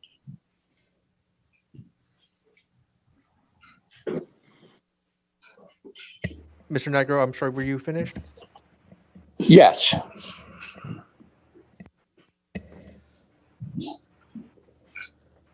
All right, so let's move on to our caller. If you're calling in for public comment, hit *6 on your phone to unmute yourself. So that would be the last 3 digits of the phone number are 260. So if that's you, hit *6 to unmute yourself. Even if it's not for this item, just let us know what item you're here for. So again, *6 on your phone to unmute yourself. Perfect. Hello? Am I Hello. unmuted? Yes. Oh, hello. Yes. Yes. Dear Commissioners, it's Heather Porter here. I'm the new owner of 220 Place. And as the new owner of the property, I have to correct Mr. Stroke because my husband and I were completely unaware of any issues regarding the colour at time purchase of this property. Since then, we found out there was a dispute, and I appreciate that the colour is really important to the Commission and to reach an agreement. I was very saddened to hear that there were negative news against the white, especially as there are multiple homes in continuously a home for us, and we feel the character of the property is in white. And again, when you look around you and you can see multiple homes that are the same colour, it's a very popular area. That's why we like the house and we like buying it in the first place. Why the developers to having heard the history, the previous owners wanted to change the colour to the white. I just decide now that we're in this sort of situation with it. The house sits neatly on the hillside. It's a discreet single story. It doesn't offend or obstruct views of others. We've been permissively planting around the property to hide it from further view. We've tried to be sympathetic to the environment, and we've already taken pride in a lot of planting with the local experts. Also the fire department coming up to meet us as well and give us guidelines on what we can plant to hide the property further. So the planting around the whole house, which would obviously be really sad to have to take it out and destroy it if there was a forced redecoration. So we've moved in. If we had to change the colour now, there are multiple houses in the area that are white, we see it mentioned from the property. There is indeed a house close up proximity opposite us on the opposite hillside that appears to be the exact same colour. And a couple of the contractors have been up at our house and said, oh yeah, this guy, he's on those sides of the hill. Lastly, sort of, this for me, for us, the I understand, and I'm not technical on this, but the work sucker when I was being actually devastated how they have to change colour. You would the fact that it was the climate would be constant expense on the maintenance of the property, and not be able to keep the colour now. The coffee and dirt and damage to the exterior of the home and the surrounding as new and the innocent of the Okay, situation. caller, So, your phone really- quality is getting worse and worse, and we really can't understand at this point. But I think we did get we got the gist, and Yeah. I would say It thank was you just- for your comments. Okay, thank you. I was just Okay. saying, and the innocent party was really Yeah. considered to remain covered. Thank you. Okay. Any other public testimony, Mr. Villalobos? Mr. Chair, no, we didn't have anyone else sign up for this item. Like I said, just if there's anyone present who wants to speak, raise your hand now and I'll call on you. Otherwise, Mr. Nigro was our last speaker. Okay. Okay, thank you. We'll go ahead and we'll close the public hearing then, and then move on to commissioner questions.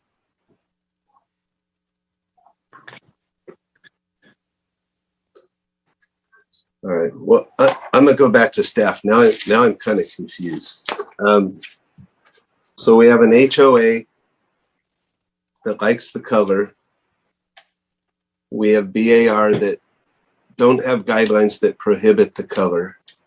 And now we have an owner that says they didn't paint it and they don't want to go to great expense to repaint it.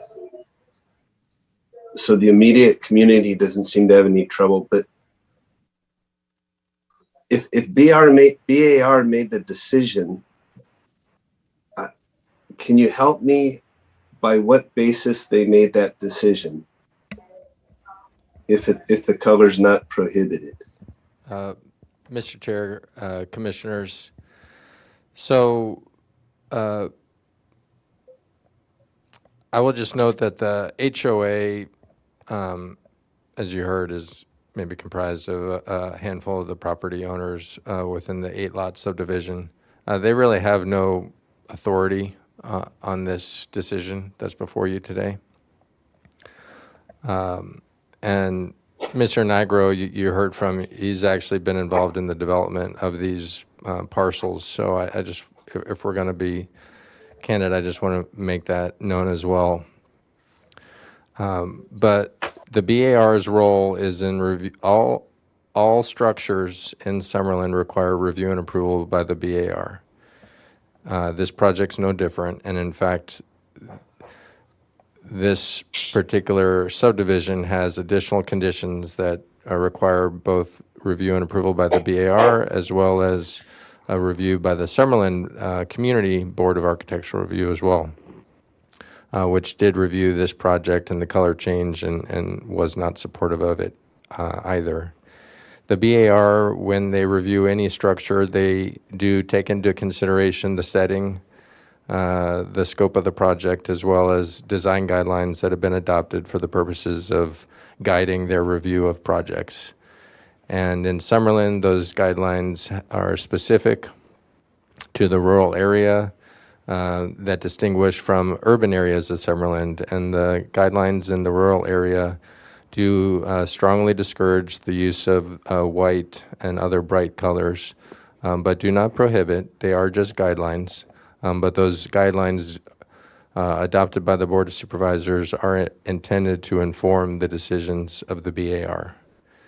So when the color change was brought to their review body for consideration, they looked at the setting, they looked at the hillside environment, they considered the guidelines, which discourage, as I mentioned, white colors, and denied the project on that basis.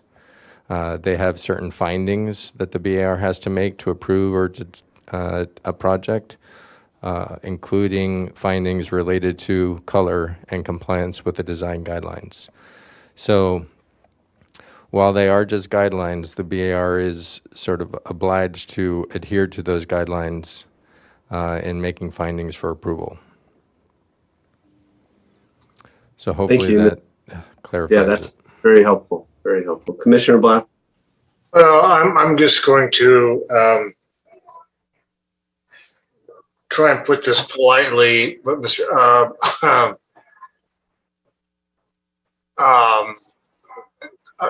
color is a subjective issue, not an objective one. And although the BAR may discourage the white color, it's not prohibited. And the fact is that one of the reasons that we're seeing it before the commission is if the applicant, the appellant, disagrees with the BAR, they appeal it to the planning commission, which reviews it on a de novo basis. And Mr. Tuttle, you could tell me if I'm wrong, but they're not the final authority to determine whether or not I can paint my house white or brown or green. I'm sorry, that's not the issue here. It seems to me, is it an appropriate setting, appropriate color? Did they make a mistake in their subjective review of the project? So I'm asking it in the form of a question to Mr. Tuttle, but I'll get more into that when we get to deliberations.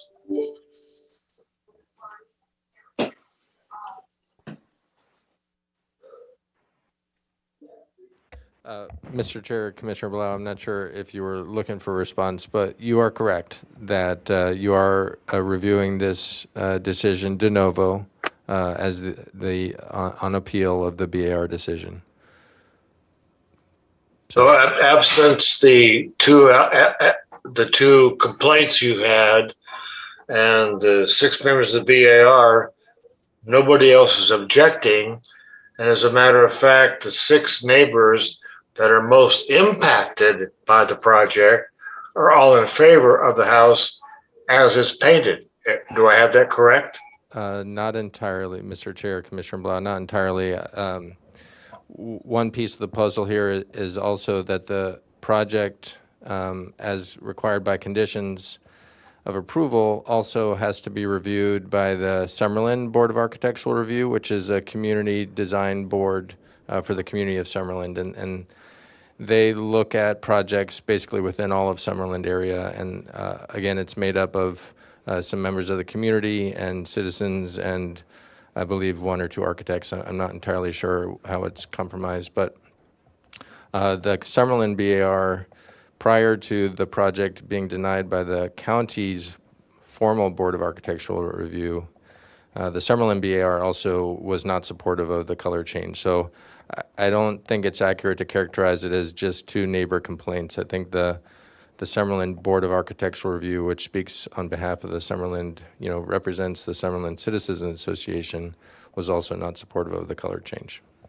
How many members are there, and what was the, if we call it a vote or the, do you know what that was? Mr. Chair, Commissioner Blau, not off the top of my head, no. Okay.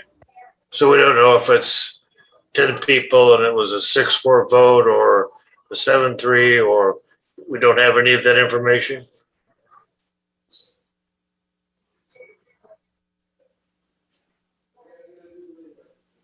If I could weigh in, Mr. this is Chair, Michael Commissioners, I Stroh. believe it was unanimous, but I'm not sure exactly how many members are on the BAR, the Summerlin BAR.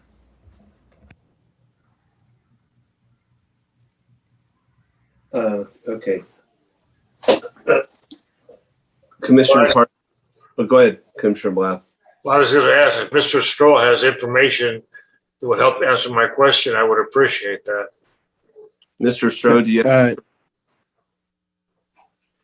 Yes. So I want to be clear. We never formally put this in front of the Summerlin board. I took it to Jeff O'Neill, who is the chair, and he floated the idea around and the question around to the 4 other members of the Summerlin board. Because again, at that point, we were just looking for kind of a test the water, if you will, and see how that was going to go. And the response I got from Mr. O'Neill was that 2 of the members had absolutely no issue with the color. 3 of them did, but all of them felt that their job is only to uphold the Summerlin Community Plan. So if you wanted to look at it that way, it's they were unanimous in that respect. But with respect to the color itself, my understanding from Mr. O'Neill was that it was 3-2 against. Thank you. That's very helpful. Commissioner Park? Yes, I have a question for Mr. Tuttle about the Summerlin Board of Architecture Review and its involvement. Go ahead, Commissioner. So, Mr. Tuttle, we know that in 2017 that the SBAR voted to require Inca beige, which means not purple, not green, not orange, not white. It required Inca beige, and we know that that was not appealed to the Planning Commission. Was the Summerlin Board of Architecture Review involved at that point? Were they involved in that process?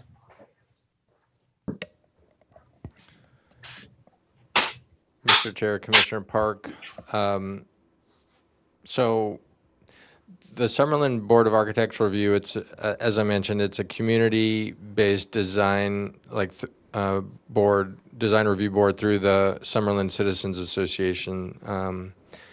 Their role in review of projects like this is advisory. They don't have formal approval or denial authority, but what happens in Summerlin, as well as in other areas where similar boards exist, is our board, the county's Board of Architectural Review, will tend to want to hear what the Summerlin Board of Architectural Review felt as projects are before them. So typically what happens is a project would be reviewed by the Summerlin Board of Architectural Review before it goes to the South County Board of Architectural Review, and the South County Board of Architectural Review will take into consideration the comments provided by the Summerlin BAR. I can't say with certainty how the Summerlin BAR was involved in the 2017 decision on the Inca beige, but I think it's safe to say that they had reviewed the project at that point in time and were supportive of it. Well, let me follow that up. So the first time this went in front of SBAR, they said Inca beige, nothing else, and that was not appealed. And then it was painted white, and Mr. Stroh went back to SBAR and said, is it okay? And they said no. That was time number 2. Then time number 3 is this current case where it went back in front of SBAR and they said no. So 3 times SBAR has had it and said no to white, twice after knowing it had already been painted white. So how many times did the Summerlin Board of Architecture Review weigh in? Is it 3 times? Sounds like you would expect that to have occurred. Do you know? Mr. Chair, Commissioners Park, I believe what we're talking about is really 2 times. It was approved originally with the Inca beige. The applicant changed the property owner at the time changed the color to white. I suppose you can say 2.5. We took the color change.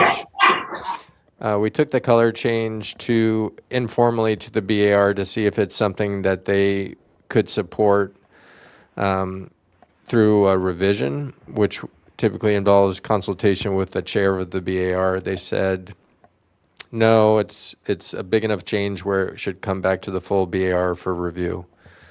So if you want to count that as a second review, then we would be looking at 3 times. It came back to the full BAR, came back, as Mr. Stroh said, informally, I guess, to the Summerlin BAR for their consideration, and then it was denied. All right, I heard Mr. Stroh's testimony. Let's go on. Thank you. Okay, Commissioner Cooney. Thanks, Mr. Chair. I have a question. I think I'd like to ask Mr. Tuttle. Maybe it's Mr. Lee could answer it as well. It's his staff report. But on page 2, under the heading Issue Summary, reference is made to condition 20 of the recorded map modification for this property, which was approved by the county. I think the reference was 2013 or 14. And then condition 20 is cited as one of the conditions included in the recorded map modification. And it said specifically that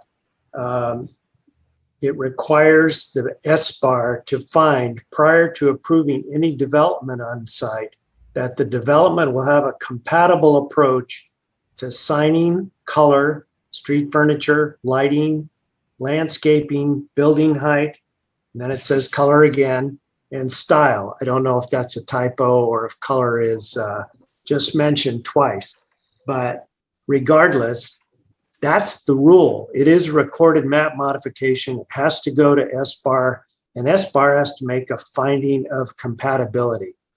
It doesn't say anything about white, good, bad, or different. It doesn't say anything about orange or bright red or any other color.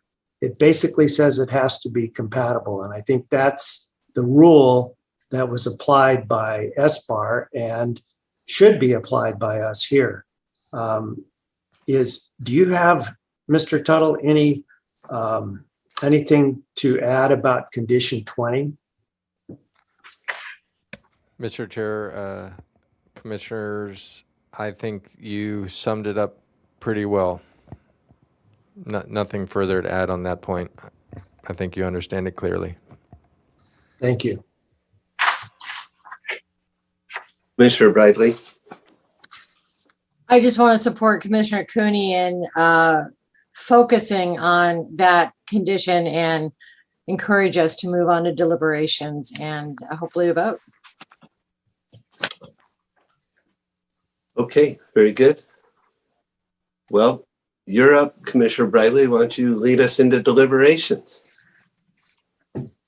But there's protocol, dear Chair. And so I would ask Commissioner Cooney if he wanted to lead off the deliberations.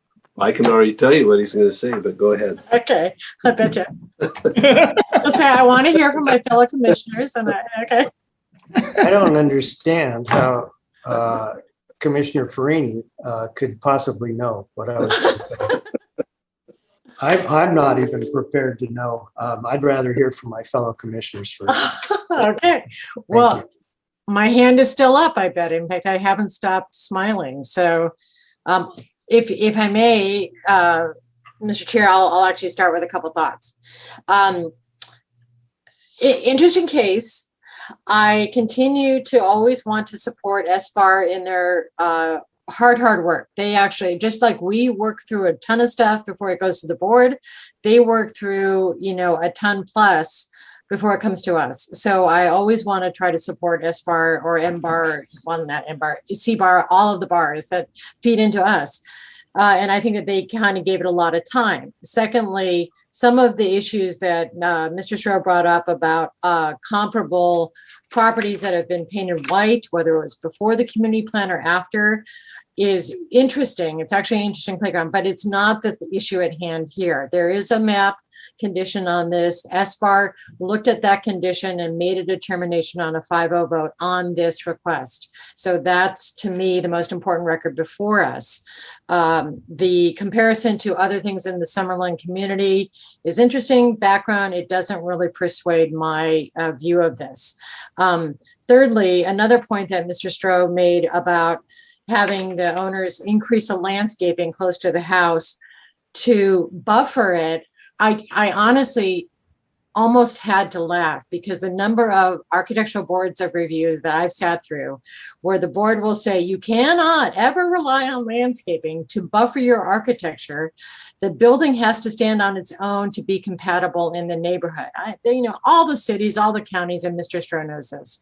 So the increase in landscaping, what does that tell me? That tells me that the building is visible off the property. And when I have driven through Summerlin to visit some friends or do some other site visits, visits, his property is visible. And the whole subdivision is highly visible. And fourthly, if we go with white on this site, it's not really just the owner's preference. It's very visible subdivision. And if this person gets white, then the next person might get something equally visible off the property. It is definitely going to affect people more than just the 5 owners or 6 owners in this small subdivision, small, very exclusive subdivision. So I am inclined to want to support what is the long and difficult history of the properties, of the subdivider, of the owners, of the agents, and support the SBAR and support that map condition that relies on the discretion of the SBAR. And the SBAR said, not this color of white, so I'm inclined to support that and deny the appeal. Those are my thoughts. Okay, Commissioner Bradley, I really, really want to disagree with you, but I can't. I look at this project and it's a beautiful home. The architecture, the landscaping, the siding, I think it's just beautiful. And so it's really hard for me to say, yeah, you've got the wrong color, because it's not pink or peach. It's pretty. It's pretty. And I think what you're stating is yes, but in the full context of its location, it needs to blend in more so that it, because it is so prevalently visible. But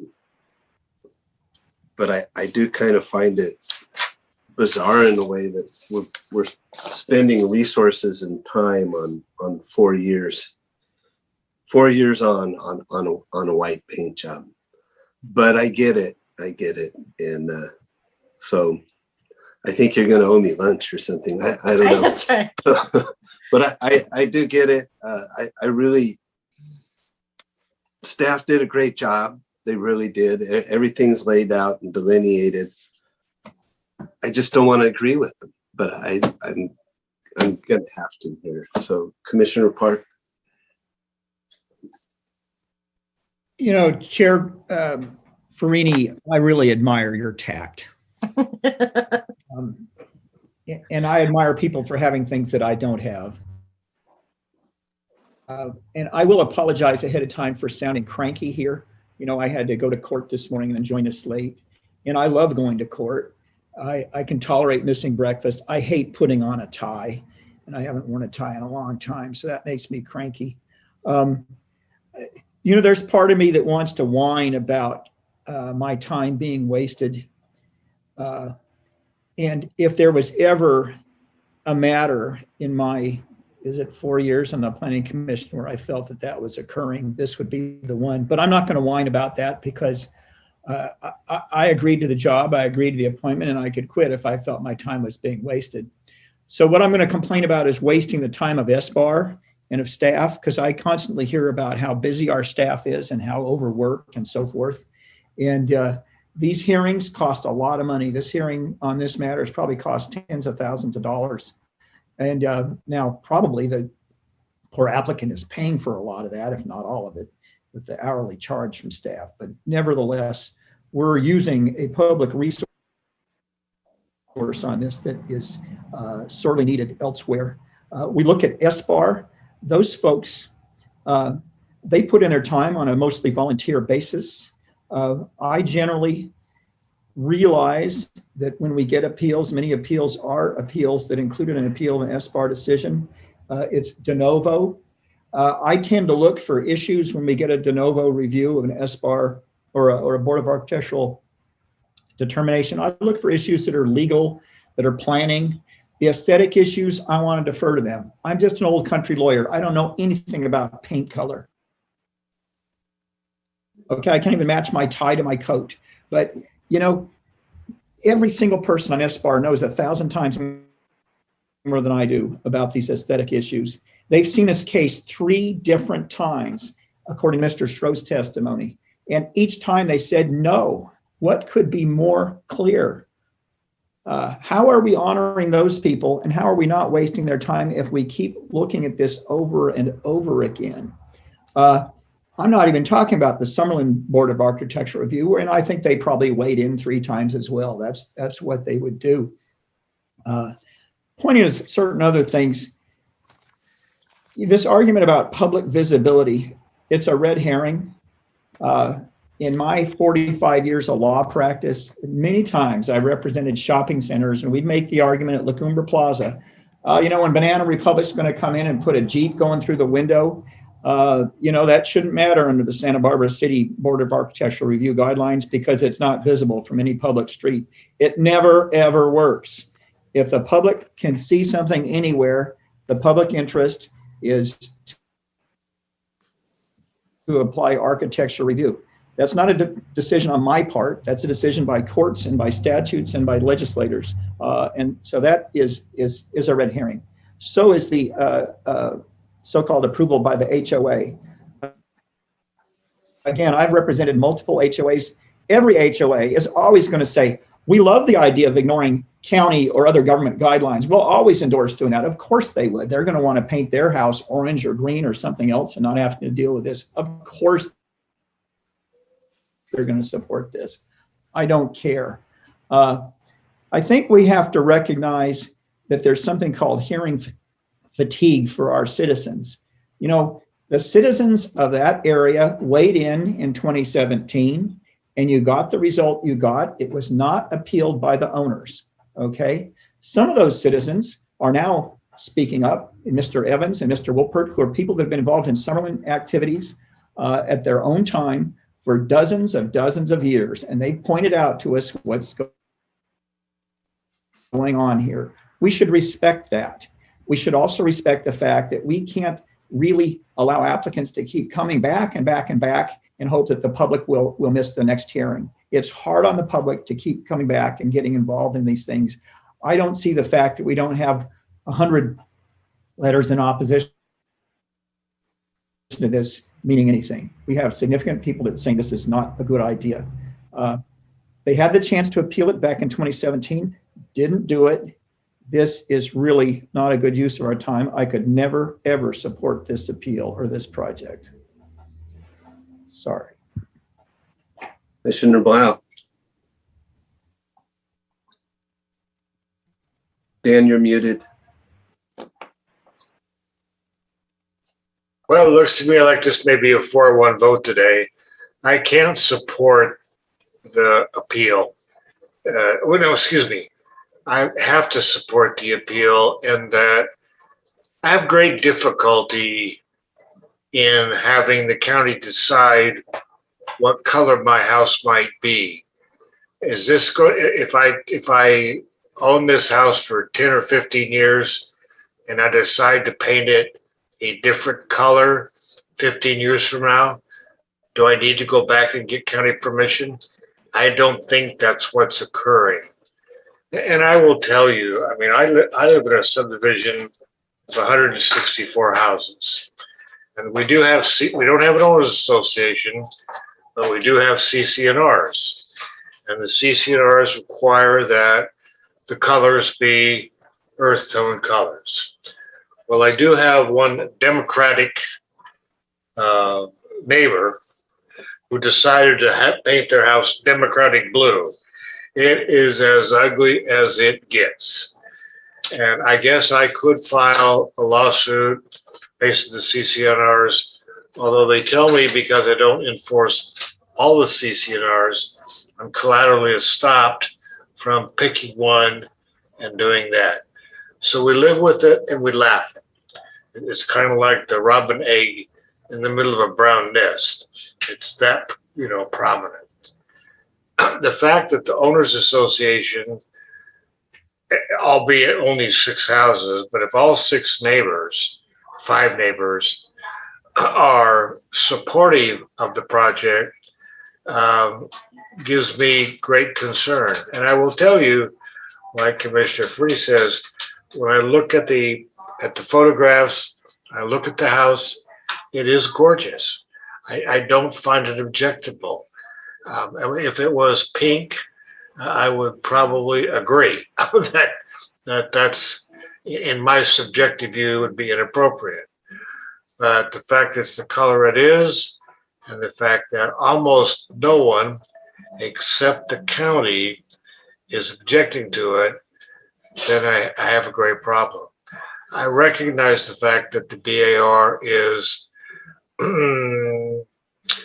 puts in their time and their expertise to do this, although, I have dealt with the BAR on a number of occasions where I'm the applicant or I'm the developer, and quite frankly, to be honest with you, in a lot of cases, they don't have the expertise that you think they have. And I think that's especially true when you see, as Mr. Tuttle, well, that's just, as the applicant pointed out, that no, it was a 3-2 vote on the bigger BAR. So, if every one of the BRs felt that way, I'd feel different, but I don't. So I'm looking at it like they're coming to us as the, although we're not an elected body, we're an appointed body, just like the BR is. We're one step above the BR in making those decisions. And objectively, I find the property very, very attractive, not objectionable. And so I'm going to not support the, I'm going to support the appeal, I should say. That's where I'm at. Thank you, Commissioner Blau. Commissioner Cooney.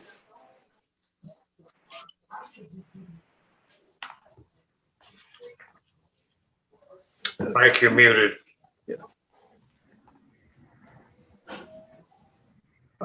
I didn't want you to hear all the grumbling I was doing while you were talking, Dan, so I muted. But you and I have been together for a long time on this commission, and we find a lot to agree on.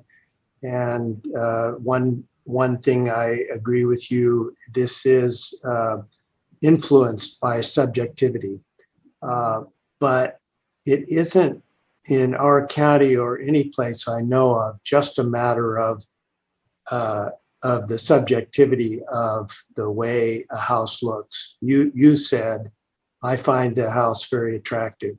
That's a subjective judgment. The decision here is that the community, the larger community of Summerlin, has put in place rules that we basically pay attention to because our Board of Supervisors adopted the Summerlin Community Plan as one of its comprehensive plan actions. And we can't just blow it off, even if we all love the color white. I mean, the courthouse is beautiful. It is downtown among palm trees, and it's an outstanding building, and it should be white. I absolutely agree with Ms. Porter that it is an attractive building, and I can understand why, as a new neighbor of Summerlin, she would like to have that color on her house. But she doesn't get to choose. It's not her choice.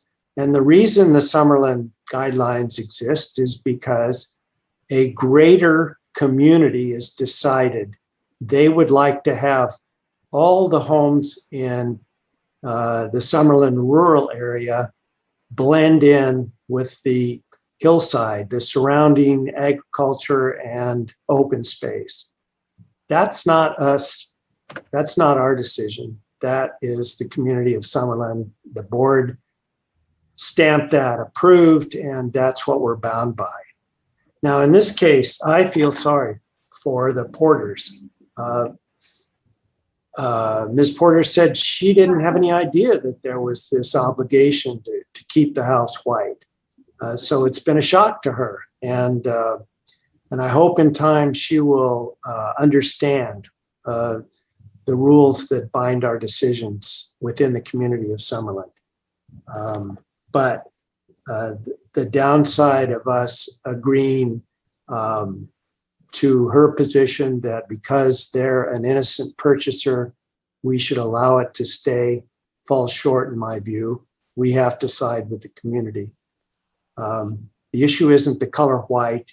The issue isn't whether 5 or 6 neighbors agreed that the house was appropriate in the color. The issue is whether we're following the community plan, which our SBAR did on a couple of occasions. So the only decision for us de novo is whether we are going to reverse that decision. And our chair, Commissioner Farini, regardless of his potential agreement that the county shouldn't tell us what color to paint our houses, he agrees in this case we're bound to do so. So my motion is to support staff's recommendation, which I believe is laid out most clearly in the October 26th memorandum from staff that we received on or about that time. To deny the appeal, make the required findings for preliminary and final design review, denial of the project, and the case numbers specified in attachment A to the staff report, including the CEQA findings. Determine that the project's exempt from CEQA pursuant to state CEQA guidelines, and deny de novo the preliminary and final design review, case number 21 BAR 00083. That's the motion. Okay, thank you, Commissioner Cooney.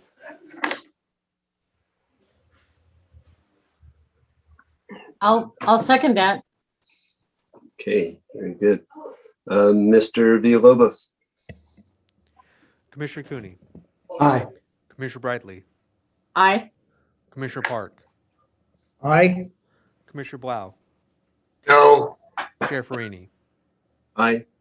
Motion passes 4-1. Okay, thank you, Mr. Villalobos. Let's take a 10-minute break, and then we'll come back for item 3.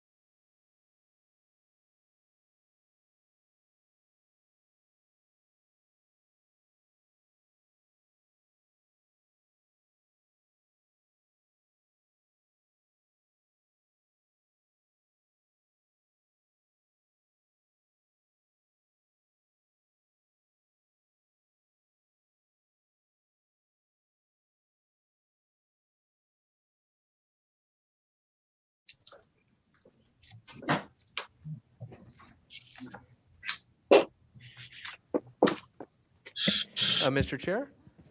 Yes, sir. We're back on the air whenever you're ready to begin the next item. Okay, thank you, Mr. Villalobos. Mr. Villalobos, could you go ahead and read item 3 in, please? I would love to. The Thank following you. is a hearing on the request of ROIC California LLC, owner, to consider case number 21 CUP 17 and to determine the project is exempt from the provisions of CEQA pursuant to state CEQA guidelines section 15303. Okay, thank you, Mr. Villalobos. And do we have any ex parte or site visits to disclose? Yeah. Commissioner Bradley. Well, I use a shopping center, 20% of the time I have to get groceries, but I also went out there a couple times just to look at the site but I didn't talk to the applicant or staff or anybody on it. So just site visit. Commissioner Cooney, just checking in there.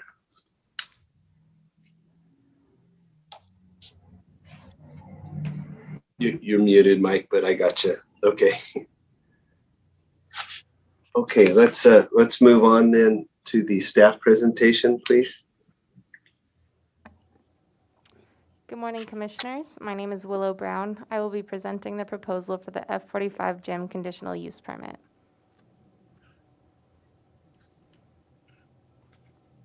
This is an aerial view of the proposed project site. The project is located in an existing commercial space at the Magnolia Shopping Center. Access is provided off of Hollister Avenue. The project is a request for a conditional use permit to allow a fitness facility, an F45 gym, in an existing 3,543 square foot commercial space at the Magnolia Shopping Center.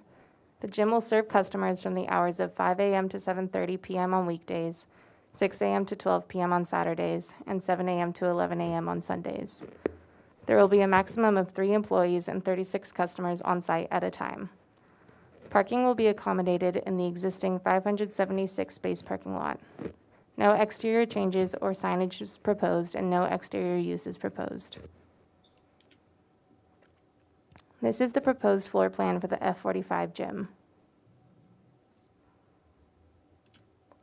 The project requires a conditional use permit based on Table 2-16 of the LUDC, which states a conditional use permit is the permit requirement for a fitness or a health club or facility in the SC zone district. The project is consistent with the comprehensive plan, including the Eastern Galeta Valley Community Plan. It is consistent with the purpose and intent of the SC zone. There is adequate parking and adequate services available, and it will expand the range of uses in the shopping center. The project is categorically exempt from environmental review pursuant to Section 15303 of CEQA. Section 15303 exempts the conversion of existing small structures from one use to another where only minor modifications are made in the exterior of the structure. This section is applicable to the proposed project because the project involves the conversion of an existing lease space to a gym and no exterior changes are proposed. Staff recommends that your commission make the required findings for approval of the project, determine the project is exempt from CEQA, and grant approval of the project subject to the conditions of approval.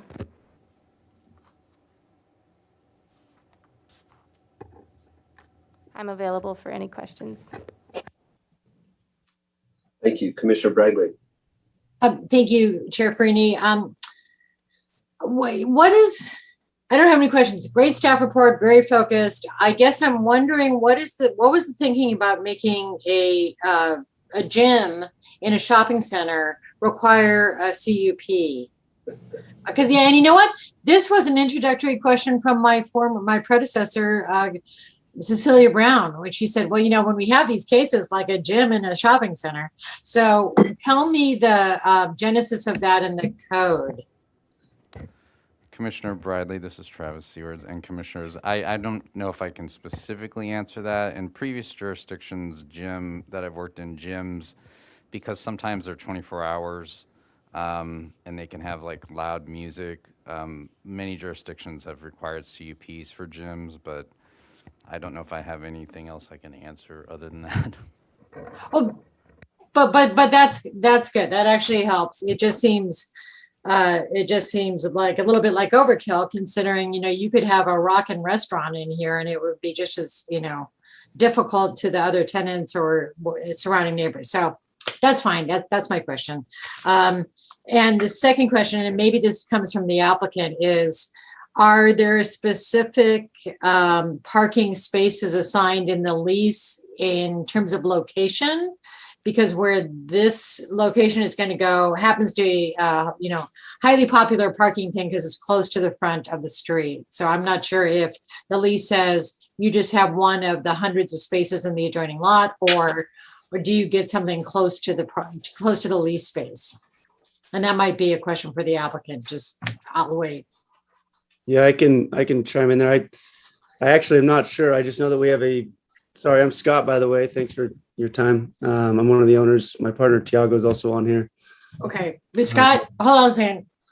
The way this goes is that the planning commission asks questions of staff, which is the section we're in. If staff has the answer, they'll say yes. If not, they'll say, we'll go to the applicant. So hold on, because there might be other commissioners that have a similar route. So Mr. Seward or Ms. Brown, or anybody have a answer on that one? Commissioner Bradley, through the chair. There are 576 existing parking spaces in the lot, and they aren't designated to specific lease spaces. And it's more than the required parking spaces for all the uses in the shopping center. Okay, thanks. See? Save the applicant a couple of words there. Okay, thank you. That's all my questions. Commissioner Blau. Yeah, well, I was going to ask the same question, Chris Brady. I have no idea why we're hearing this. It makes no sense to me whatsoever. The last time we had a hearing of this similar nature where we talked about a dance studio, I think, in the shopping center, we're going like, what are we doing here? Why are we putting them through a CUP? It makes no sense whatsoever. And I thought the commission gave staff direction to make the necessary changes so we don't hear these. I mean, it's not appropriate for us to sit back and decide that the parking lot or that the shopping center has adequate parking for this use with the others. That's up to the shopping center owner. If he wants to put in an incompatible tenant in there in his tenant mix, so be it. It's not up to us to make a decision for him as to what's the right tenant in his shopping center. I, again, have no idea why we're hearing this or having this hearing, or it's a CUP. And like Commissioner Ridley said, as Commissioner Brown and I both said at the last hearing, when we had a dance studio in a shopping center, why are we hearing this? It made no sense. So, I'm prepared to, let's hear public testimony, let's get it approved, and let's have a polling of the commission to talk about, let's stop having these kind of hearings or CUPs for a shopping center like this. Okay, well, I think the one thing you probably didn't say, Commissioner Blau, left out is the added expense to an upstarting business, right? From what I see, gyms are hard enough to start up, and then having to put them through the payment process of a CUP. Well, why waste our time and staff time and everything else? Because your time is ours to waste and get paid. I'm just more worried about this guy having to pay for something. But we'll work on that. Commissioner Park. Well, about half an hour ago, Chair Farini, I praised you for your tact, and I'm going to praise Commissioner Bradley for her tact, and even Commissioner Blau's for his tact in asking the same question that I've been asking ever since I saw this matter. Magnolia Shopping Center, this is the third CUP application we've considered in my short time on the commission. First one was a dance studio. The second one was a martial arts studio. And now we have a gym. They all serve a lot of patrons. A lot of the patrons wonder, why do they have to go through this? and wonder whether their studio is going to be able to open or not, or stay in operation. And then we have owners who, as you, Chair Farina pointed out, bear the cost of going through a CUP process. It's kind of amazing that a giant cannabis grow would not have to go through a CUP process, but a gym in a shopping center has to go through one. And anyone who knows anything about shopping centers knows that they're changing because there's fewer and fewer brick and mortar retail establishments, and they're going more and more to semi-service type things like this. This is just part of the evolution of the world that we live in, that we're all aware of. So my question isn't the same one that Commissioner Blau and Commissioner Bridley so tactfully asked, which was, why are we doing this? Because, well, the answer is we've asked that question before, and it's because that's what the code says. So my question is, why haven't we instituted some effort to change what the code says so we don't keep wasting our time and staff time on these hearings? And what do we need to do to specifically initiate that so we don't put somebody through this misery again? Again, I apologize for my crankiness this morning. Okay, well, that's all good. So we've got that off our chest. And Mr. Parker, we will get to you. Just bear with us, okay? So somebody remember to bring that up later on after we get through this project. Okay, so we're done with questions of staff. Bradley, Blau, you guys are good? Okay. I'm sorry. Okay, let's now move on to the applicant's presentation, Mr. Parker. Yeah, hi there. I'm Scott, one of the owners. Like I said, Tiago's on here. He's my partner.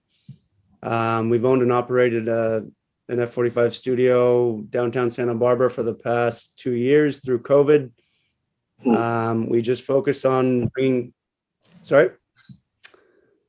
we focus on bringing the best 45-minute workout. It's all class-based.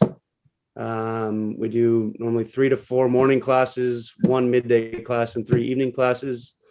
We strive off building community, and we're all about supporting local business. So our neighbors within our community downtown, we're always working with them. We have Dune Coffee right next to us. We're always promoting them, and just building a strong sense of community is really where it's kind of where we thrive. This location specifically, I mean, Goleta is a great location for a gym. There's not a lot out there as far as gyms go. There used to be a CrossFit in the center that's, I think they moved out about a year ago. And so, yeah, we're super excited to take this opportunity and build our next community. Hey, this is Paul Poirier. I'm Scott's architect and helped to build the one downtown. And I can say that this site at Magnolia Center, strategically located for them to expand out in the greater Santa Barbara area, is perfect for them. It has tons of parking. Their peak hour times are off peak with the bank and with the grocery store, which is nice. They're up in the front. We will be requesting signage. I noticed that as part of our CUP package, it says we're not asking for any signage. We will be requesting a sign, probably 3 letters long, in compliance with the sign program for the shopping center. And regarding the CUPs are required for yoga, fitness centers, gyms, anywhere, not just in the shopping center. And the city of Goleta, unfortunately, adopted the county zoning ordinance, and we were trying to convert a massage parlor that had a fire in Old Town Goleta into a yoga studio.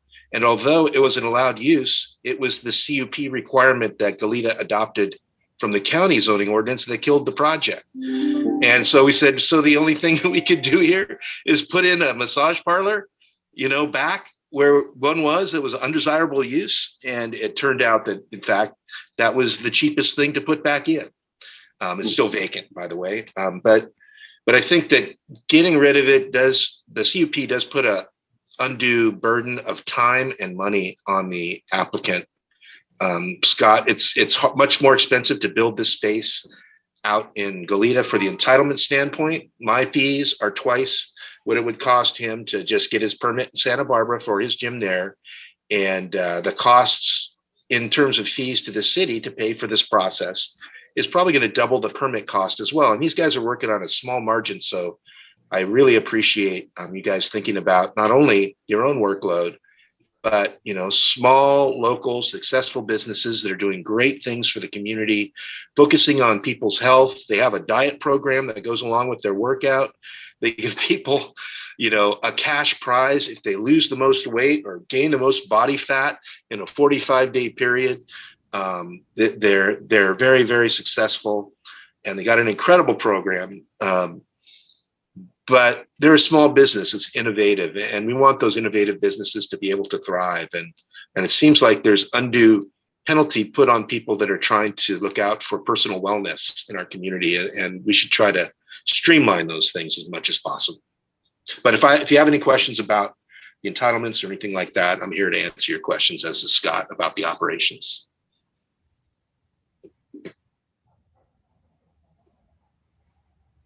Okay, not seeing any questions.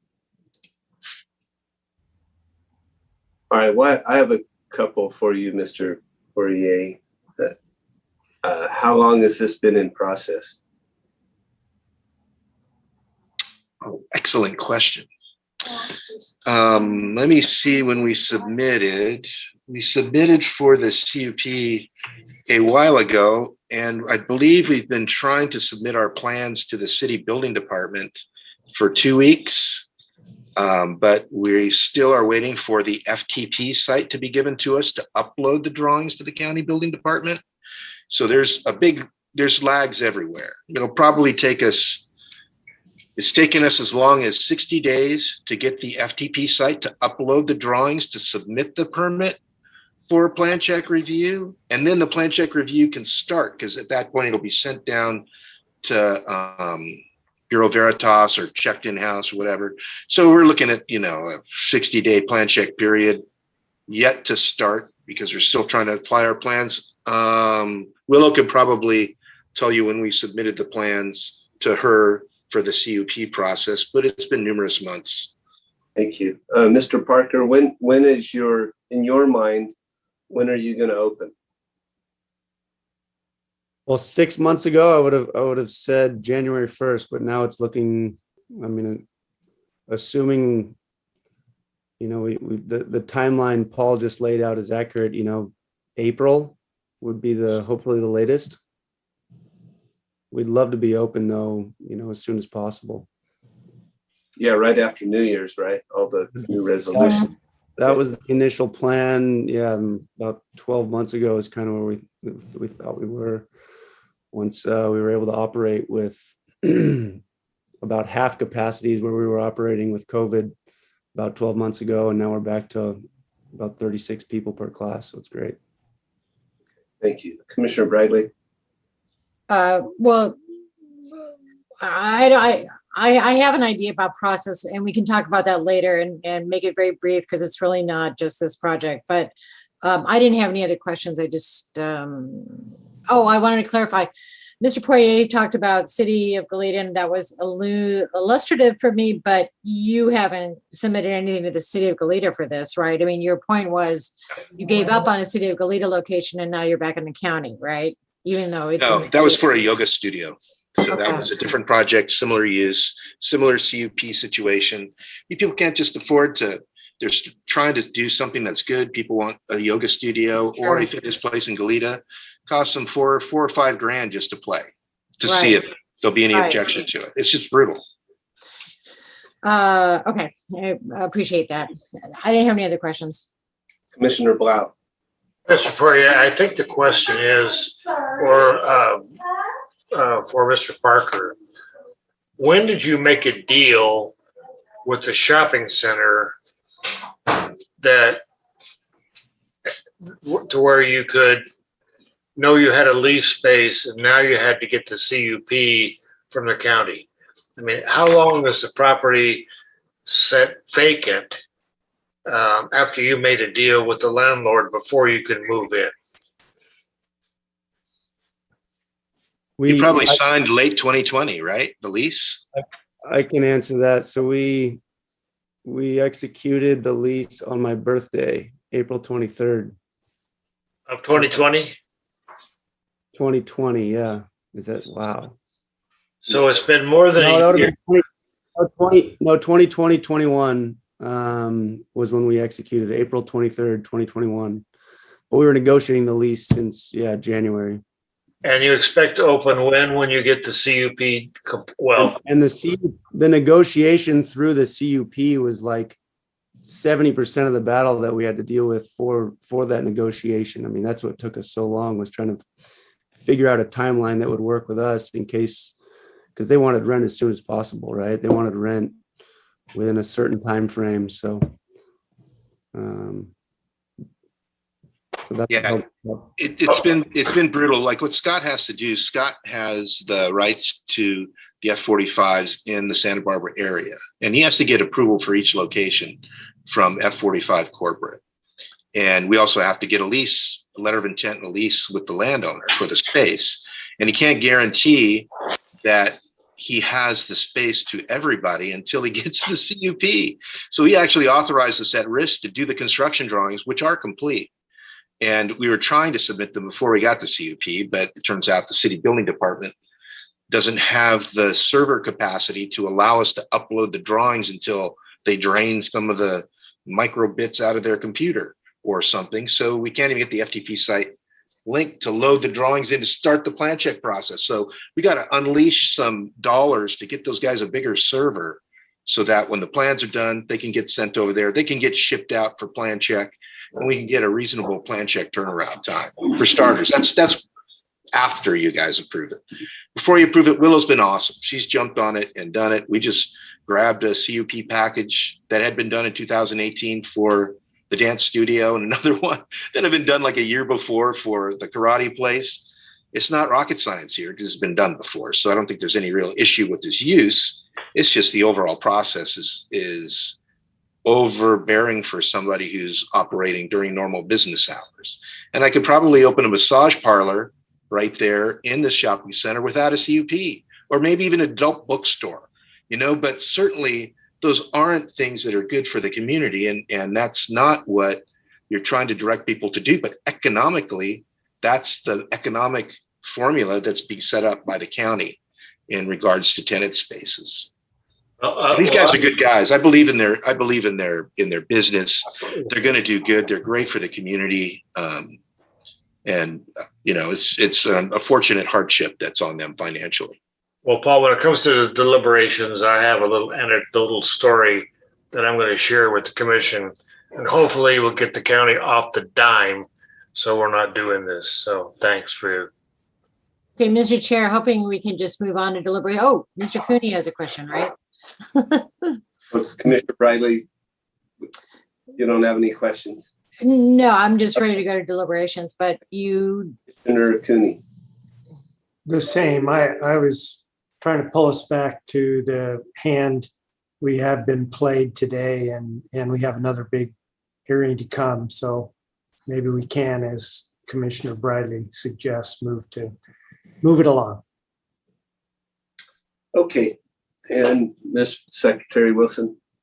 I had just two comments when you get done. And I just want to remind if we've had any public comment on this. Not yet. We'll get there. Okay. Mr. Phobos, do we have any public comment? No public comment for this item. Okay, so at this time, we'll close the public hearing and then we can move on to deliberations. Commissioner Bradley.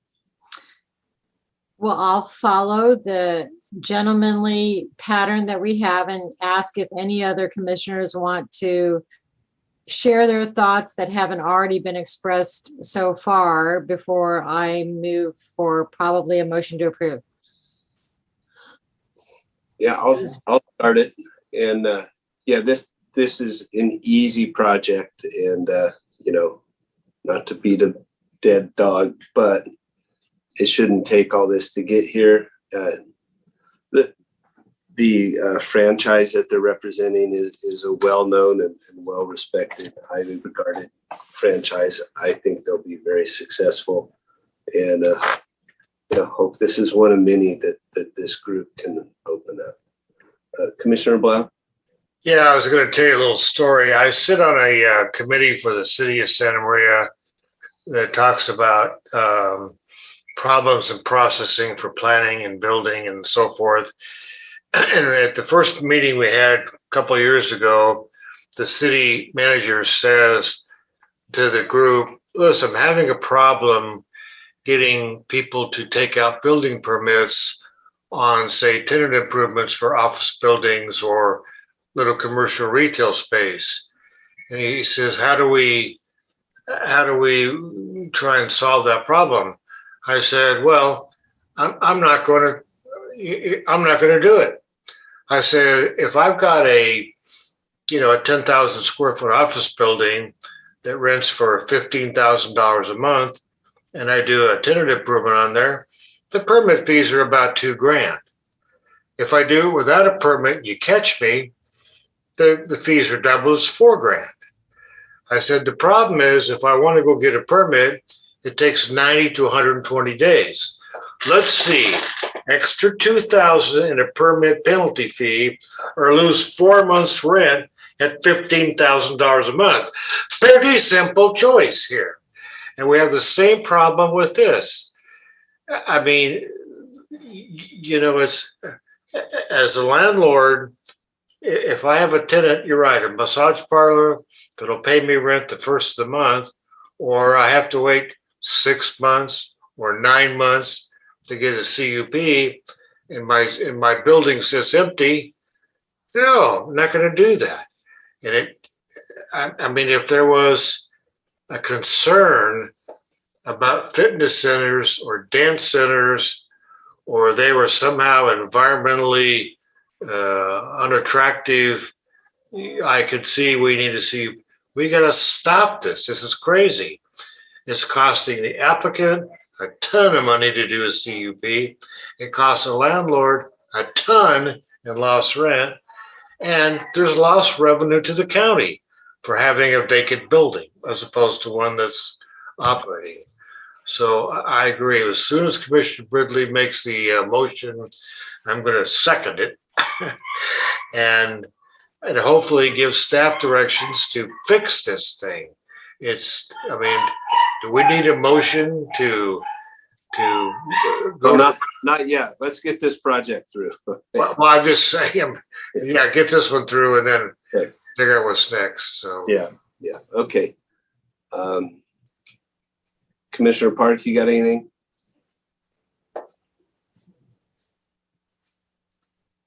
I think I was pretty clear on my thoughts. Okay, very good. Commissioner Cooney? Nothing, thank you.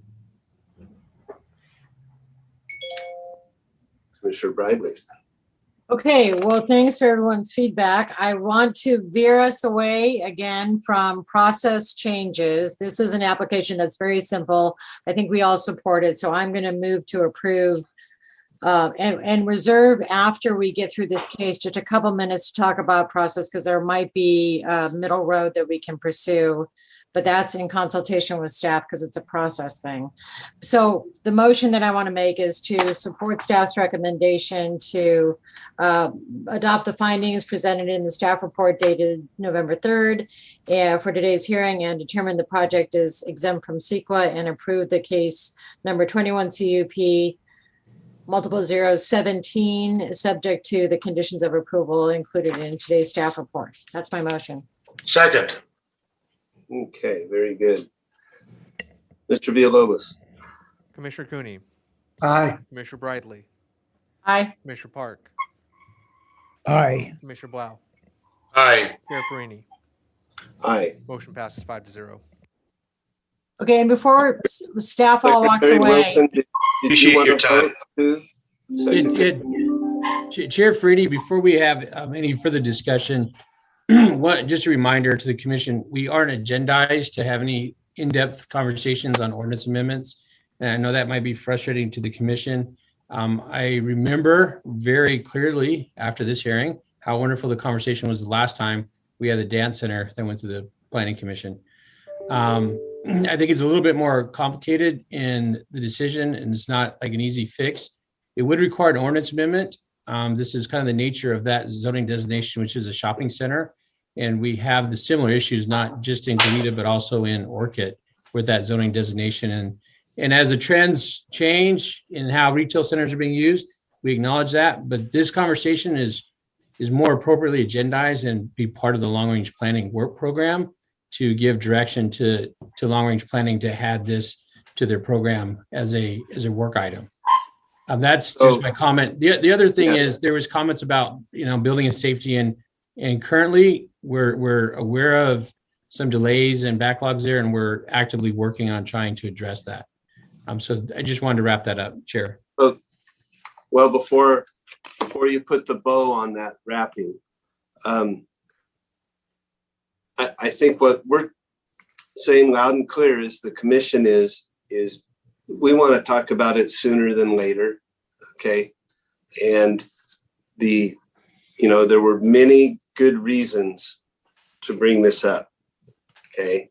So we need you to help agendize this sooner than later so that we can begin the work. If it is a complex item to change, then we need to get started on it. It affects our whole community. And I think that was pretty loud and clear. If you would indulge us by that, you'll also help me move meetings along quicker because we won't have all the sidebar conversations. Okay, so I would really appreciate that. Director Plowman? Mr. Chair, I just wanted to add on to what Mr. Wilson had to say is that we are fully aware that the SC zone needs an overhaul. And I'd be surprised if it's not already on our list of ordinance amendments.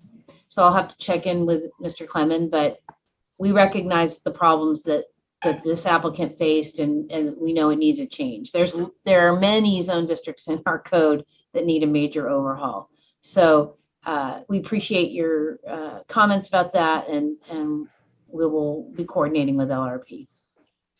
Okay. Can I interject something, please? I'm going to close this off now, and we're Really? going to move. Because I still have a question, Mr. Chair. No.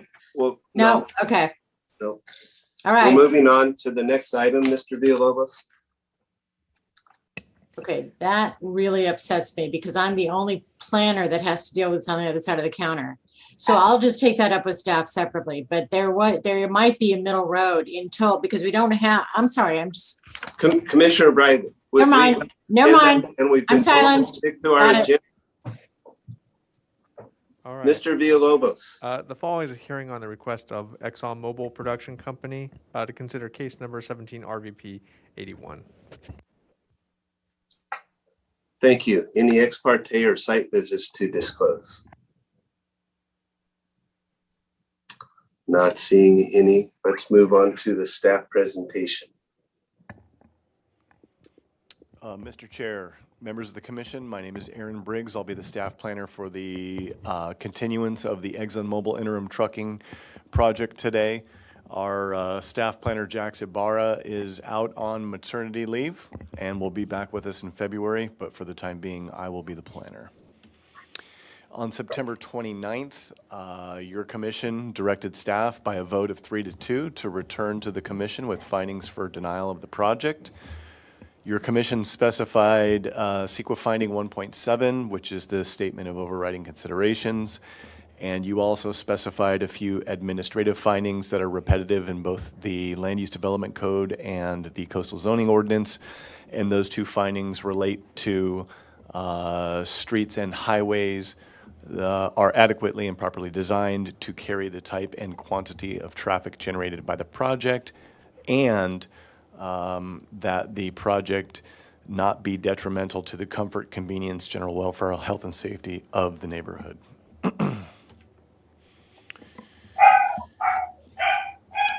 For the statement of overriding considerations, the final SEIR for the project identifies that there would be significant and unavoidable impacts to biological, water, and cultural resources due to the potential for oil spills along the trucking route. During the September hearing, your commission specified that you did not believe the evidence supported that the project benefits outweigh the impacts and that you believe the overriding considerations could not be made. Staff prepared a finding for denial for the overriding considerations, and that's included in the staff memo as attachment A. Similarly, your commission determined that you could not make the streets and highways and public convenience findings. Staff made findings for denial that are also included in attachment A of your staff memo. And we specified that the commission finds there are unacceptable risks to traffic safety along the truck route, which could result in impacts to sensitive resources due to oil spills. Denial of the project would be exempt from environmental review under CEQA guidelines section 15270, which says that CEQA does not apply to projects which are disapproved. And your recommendation would be to recommend that the Board of Supervisors make the required findings for denial, that you recommend that the Board of Supervisors determine the denial is exempt from CEQA pursuant to 15270, and that you recommend that the Board of Supervisors deny the project. And that concludes our brief presentation, and both John Zorovich and I are available for any questions. Thank you, Mr. Briggs. Commissioner Blau. You're muted, Dan. Yeah. Didn't realize my hand was up. I have a question for Mr. Briggs. So we've now determined that we're denying the project because it's unsafe to transport oil. Do we now set a precedent to where we can't approve any gas stations or any kind of an operation where we transport any kind of a hazardous material? I mean, if you're concerned about the spill of an oil truck, are we concerned about the spill of a gasoline truck or a nitrogen truck or other chemicals or pesticides? I mean, do we not allow any trucking in Santa Barbara County at all now because there might be an accident? Mr. Chair and Commissioner Blau, that's a good question. That's something that staff had discussed internally when we were preparing the findings and kind of talking about the commission's direction to staff. Certainly, your recommendation for denial of this project based upon hazards associated with trucking, it does show the commission's preferences, but certainly I don't think that it sets a direct precedent for other projects. As we know, all projects are very unique in the circumstances in which they are undertaken. This particular project would send 78 trucks from the Gaviota Coast up to Kern County on the 166. Certainly other projects are not going to fall under these exact circumstances. So while I do think that you're sending a message, I don't necessarily think that you're setting a precedent for other projects that are undertaken under different circumstances. Well, my concern is, to tell you the truth, that that it is the object of my South Valley commissioners that they want to deny the project because they think that by not allowing oil extraction from our county, that somehow creates an environmental superiority of some kind. And so rather than stating that that's what the reason for the denial is, we're inventing a denial that has to do with trucking when there is no evidence that was presented at the hearing that we have that kind of hazard. I mean, as I remember in the hearing, it was, a gazillion trips before there's an accident, and it's no different than an accident with normal petroleum or diesel or nitrogen or anything else. So are we just inventing a condition for denial, or are we being truthful?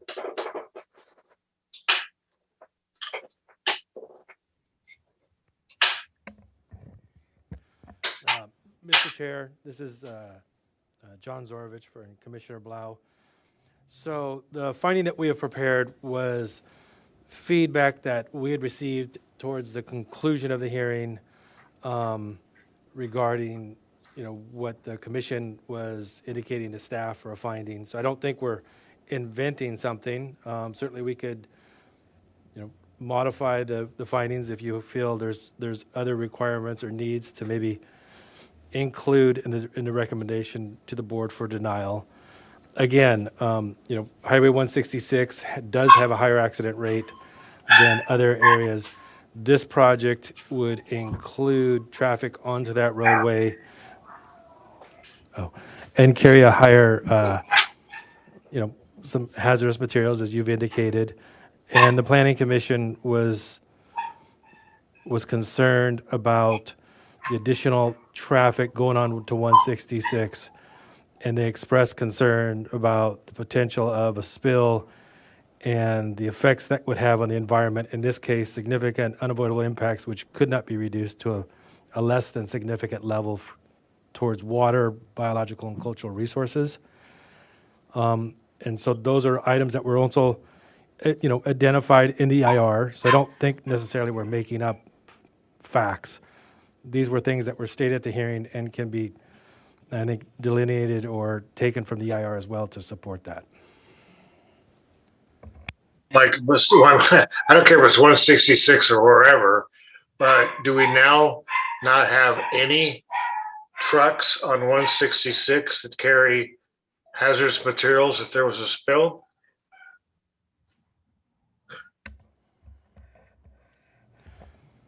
Mr. Chair, Commissioner Blau, no, obviously there's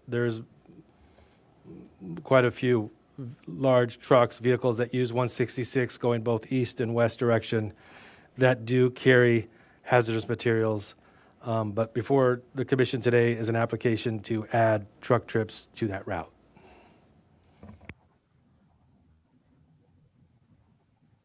Commissioner Bradley.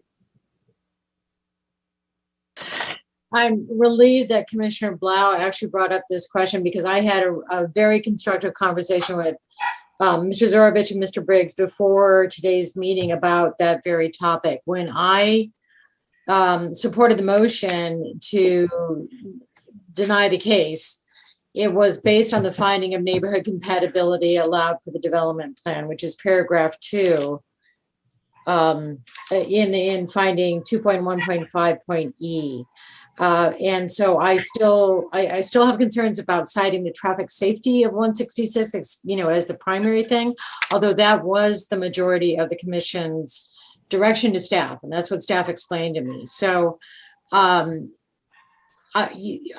sorry that I'm thinking out loud, but I think this is a really important thing because I concur with Commissioner Blau about there are already hazardous substance multi-axle trips on that highway. I don't want to be in a position where we have to say, oh, well, you can't use 166 or 154 or 246 or 192. We can't control our state highway system or even our public roadway system.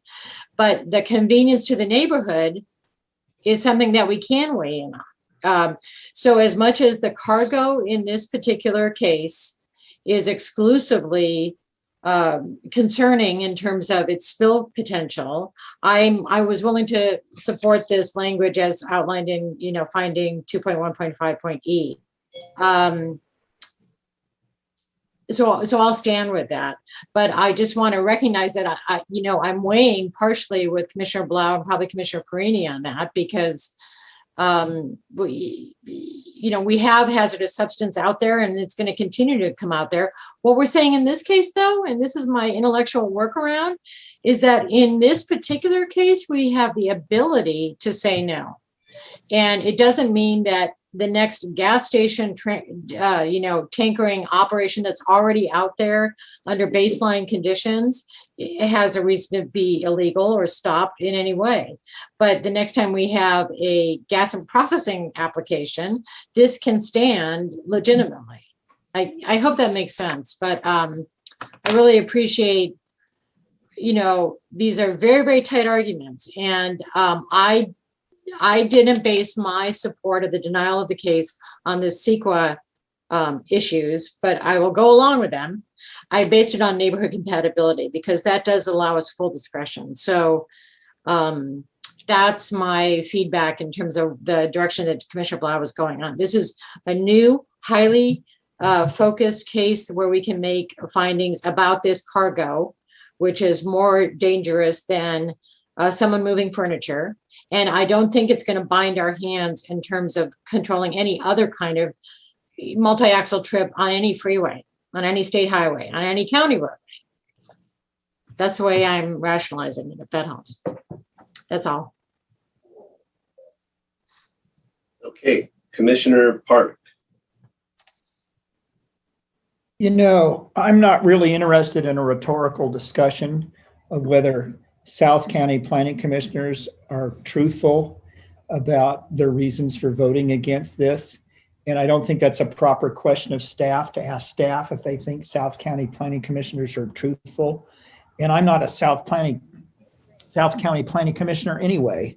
I'm a North County Planning Commissioner who has lived all throughout this county and live in the North County. So I don't really know what everybody's getting at, but I'd like to get at the actual. You froze, John. The actual.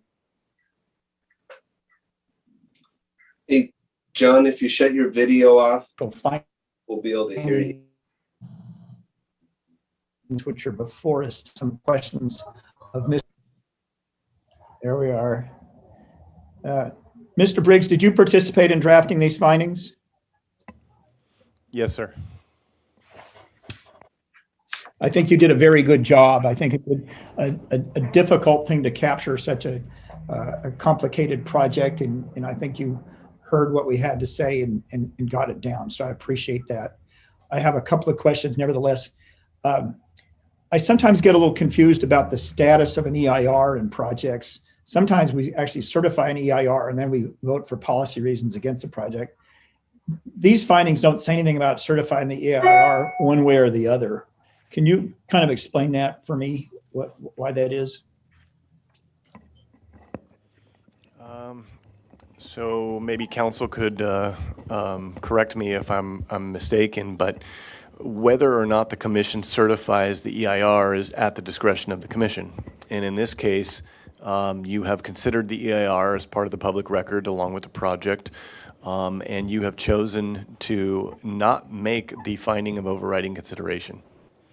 And in doing that, part of your action is you've chosen not to certify the EIR. You've chosen to recommend that the board go straight to denial of the project. So I think that you're right. I think that the EIR could be certified and then the project could be denied.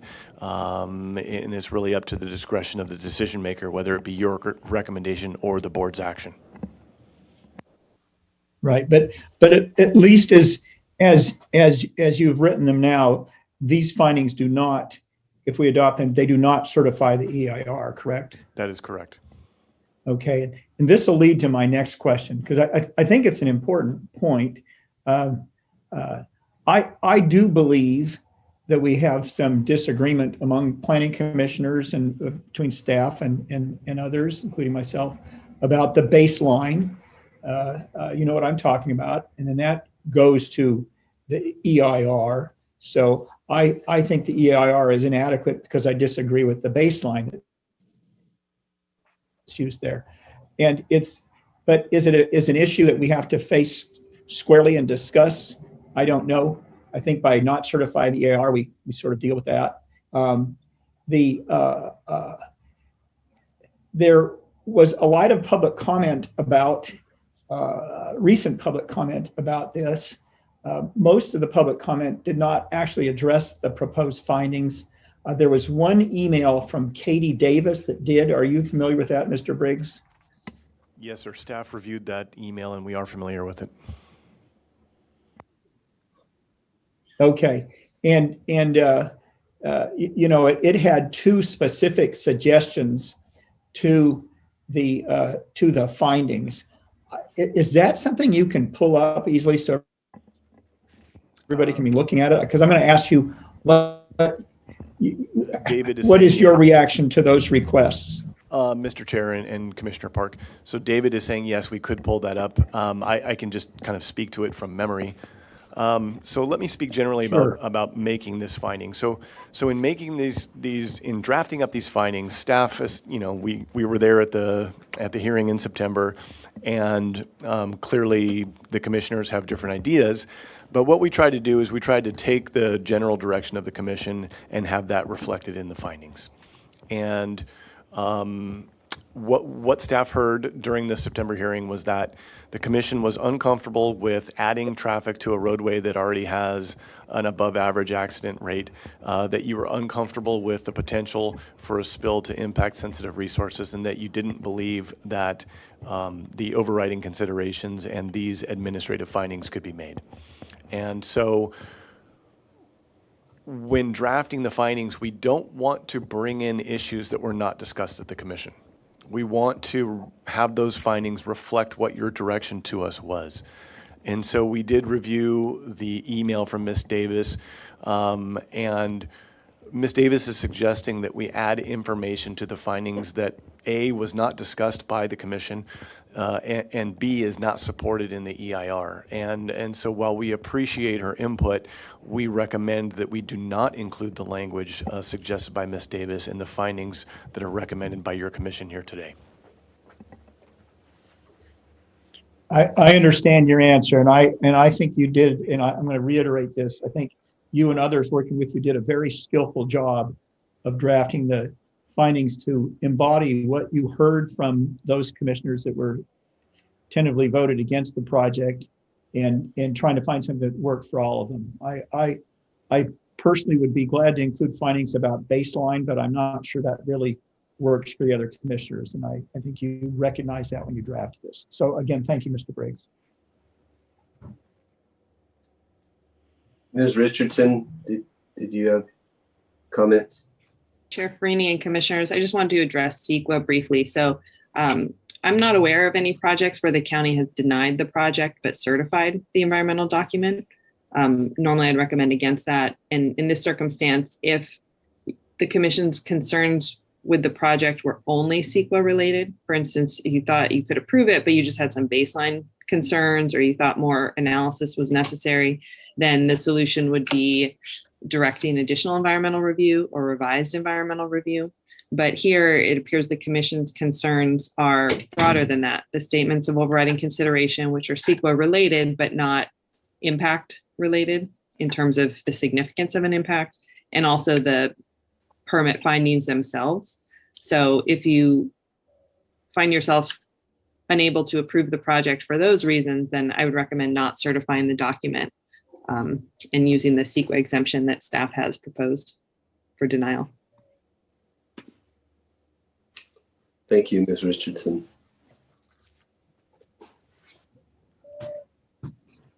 Does the applicant have anything to present today?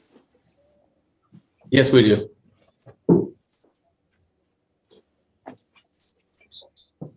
Can you hear me okay? Yeah, go ahead.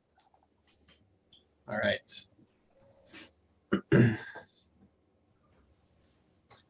Good morning. Thank you, Chair Farini and the members of the commission for this opportunity to speak to you today. My name is Brian Anderson. I live in the San Ynez Valley with my wife and 2 young children.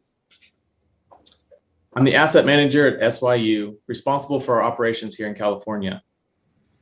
I'd first like to again thank the Santa Barbara Planning Department staff, the consultants, for all the hard work and detailed analysis that's been done over the last several years in developing the supplemental EIR and the September 29th staff report.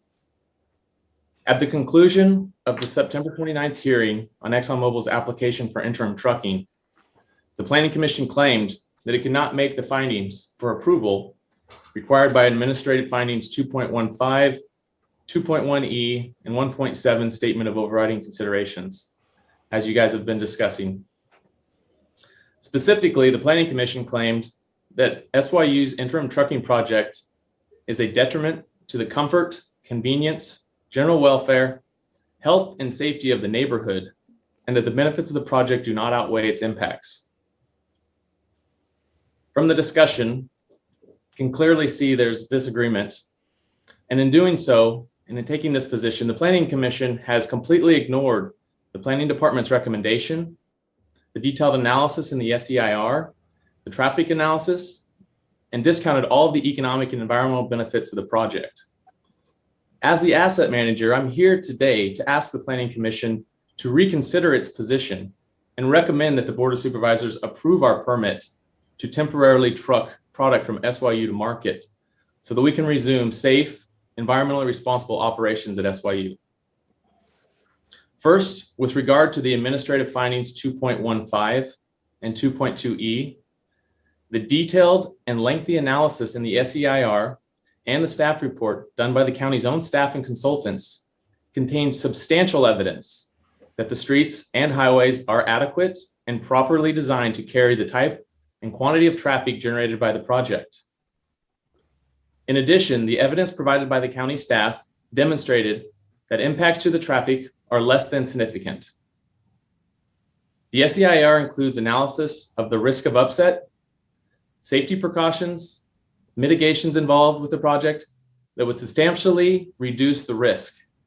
Additionally, as stated in the SEIR, the cumulative traffic impact analysis resulted in a net increase of just 9 trucks per day on Highway 166. Just to put that in perspective, that's less than 1 extra truck on the road every 2 hours. The staff's review of the SEIR analysis led to their original informed and reasoned position in the staff report that the project would be safe, given several agreed upon conditions, including stringent safety controls, detailed inspections prior to leaving Las Flores Canyon, and that the drivers have completed extensive training, making this one of the most highly regulated trucking operations in the world. The staff makes clear in its discussion regarding the county land use and the development code and the coastal zoning ordinance that the project can be accommodated safely. And thus the staff recommended approval of the project. Multiple traffic experts, including the county's own senior transportation planner, Caltran experts, all supported the analysis and evidence provided. Nonetheless, the Planning Commission completely disregarded the SEIR and the traffic analysis, the statewide safety thresholds, and the opinions of experienced transportation engineers that all supported that the project would not exceed any safety or capacity thresholds, and instead relied on the limited comment of non-experts providing non-specific opinions that drivers pass unsafely on Highway 166. The Planning Commission's conclusion is essentially that one extra truck on the road every 2 hours on Highway 166 is detrimental to the comfort, convenience, general welfare, health, and safety of the neighborhood. Again, this conclusion ignores the substantial evidence provided by the county staff demonstrating that the impacts of the traffic are less than significant. As a Planning Commission, you must also consider the community and business comments in support of the project and the petition in support of the project that was submitted for the September 29th hearing. The petition was signed by residents that actually live in close vicinity to Highway 166. And by signing the petition, they were stating that the project is not detriment to the comfort, convenience, and general welfare and health and safety of their neighborhoods. It's also important to note that the coastal land use plan states that oil transportation is one of the key issues associated with development of oil in Santa Barbara County. The county should assure that producers have access to competitive markets. Recommending denial of the project prevents ExxonMobil from having access to competitive markets. In summary, the Planning Commission's determination is not supported by overwhelming evidence and years of analysis, and instead the Commission has based its decision on the limited concerns of non-expert opinions and disregarding and contradicting the conclusions of the SEIR, traffic analysis, county staff, experienced traffic engineers, and the businesses and citizens that support the project. Next, the Planning Commission claimed that it could not make a determination that the benefits of the project would outweigh its impacts because of the amount of local oil this project would provide would only have a minimal impact on the domestic use of oil demand. But that should be no basis for denying the project and denying the benefits to the people of Santa Barbara County. There is clear evidence in the record showing that the oil that would be produced by SYU is currently being replaced by overseas production. Production which is not subject to the same stringent environmental and safety standards and protections imposed on operations in California. If oil demand is in demand by our society and it's not produced here, it will be produced elsewhere under less stringent conditions. The staff report reflects that replacement of foreign crude oil with SYU production could reduce greenhouse gas and other emissions generated from overseas oil production and ocean tankers which transport the crude, and would restore production of low carbon intensive crude oil production to California refineries. In addition, the Planning Commission claimed ExxonMobil did not present substantial evidence to support the project would increase jobs or expenditures at local businesses. The fact that we need to hire employees to conduct work that's currently not being undertaken should be self-evident. As mentioned in the staff report, hundreds of head of household positions are waiting to be filled to restart and run the facility upon approval of the project. And these employees and their families will clearly bring benefits to local businesses and economy.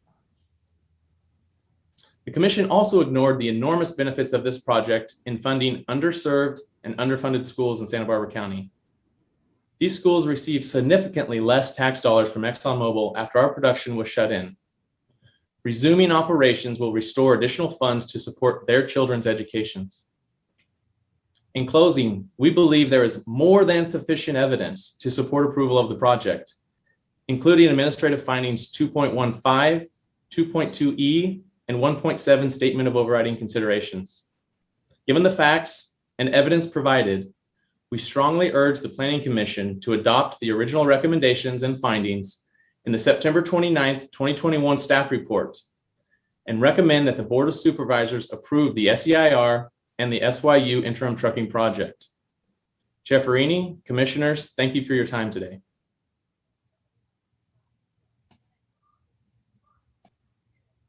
Thank you, Mr. Anderson. I don't see any questions from the commission for you. Okay, let's move on to public comment. And Mr. Villalobos, I understand we have about 10 to 15 speakers. Mr. Chair, that is correct. We'll see if anyone joins as we go along here, as was the case at our last hearing. Okay, so we're going to have 1 minute for each speaker, and please limit your conversations to new information that was introduced today. Okay. So Commissioner Park, hang on 1 sec, Mr. Villalobos. Commissioner Park, did you have something? Yes, and I think you've dealt with it, because I was going to ask that you admonish everyone, and now it'd be too late to admonish the applicant, but everyone to address the draft findings that staff presented. I mean, of course, commissioners can change their minds or do whatever they want, but I think we're mainly here to focus on the findings, and I hope that the public comment focuses on the findings as well. But I think you put it in another way, so I appreciate that, Chair Farini. Mr. Villalobos. our first speaker will be Nadia Abushanab, to be followed by Katie Davis. Good afternoon, commissioners. Can you hear me? Yes. Thank you. My name is Nadia Abushanab, and I live in the city of Santa Barbara. And I'm here on behalf of myself and SB CAN, the Santa Barbara County Action Network. I'll be brief, but I do want to say thank you to Commissioners Bridley, Park, and Cooney for voting to recommend denial of this plan at the last meeting. I know it is not an easy decision to go against your staff's recommendation, but I believe it is absolutely the right choice, and it indicates a positive shift towards addressing climate change to protect the futures of young people in Santa Barbara like myself. I agree with and I support the staff's findings for denial, and I urge you to accept them and recommend denial to the Board of Supervisors. Thank you so much. Thank you. Our next speaker will be Katie Davis, to be followed by Brett Garrett. Yes, good afternoon. This is Katie Davis with the Sierra Club. And I also want to thank you for voting to recommend denial of this irresponsible and reckless project. My comments regarding the findings of overriding consideration, I think I understand why the staff recommends keeping these narrow and focused on the items that were included in the EIR. I think that's fine. And the important thing is approving these findings and getting them in place, getting the project denied. However, because the findings of overriding considerations does say the benefit is producing oil, I do think it is appropriate to say also the other impacts of producing that oil include the risk of offshore oil spills, greenhouse gas emissions, air pollution, fire and toxic smoke risks, in an area that's burned multiple times since it has been shut down and after a major oil spill. So I do think it's appropriate to mention those, but it's the important thing is just getting the findings approved. And then secondly, Ms. Davis, thank you. Who's next, Mr. Villalobos? Our next speaker will be Brett Garrett, to be followed by Bonnie Galler.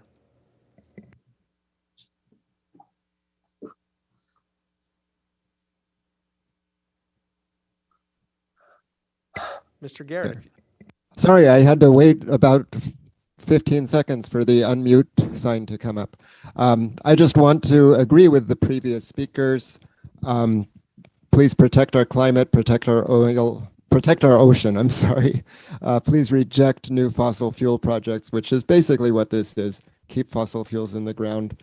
Thank you for saying no to ExxonMobil. And yeah, I appreciate it. Thank you. Thank you, Mr. Garrett. Our next speaker will be Bonnie Galler, to be followed by Jillian Hall.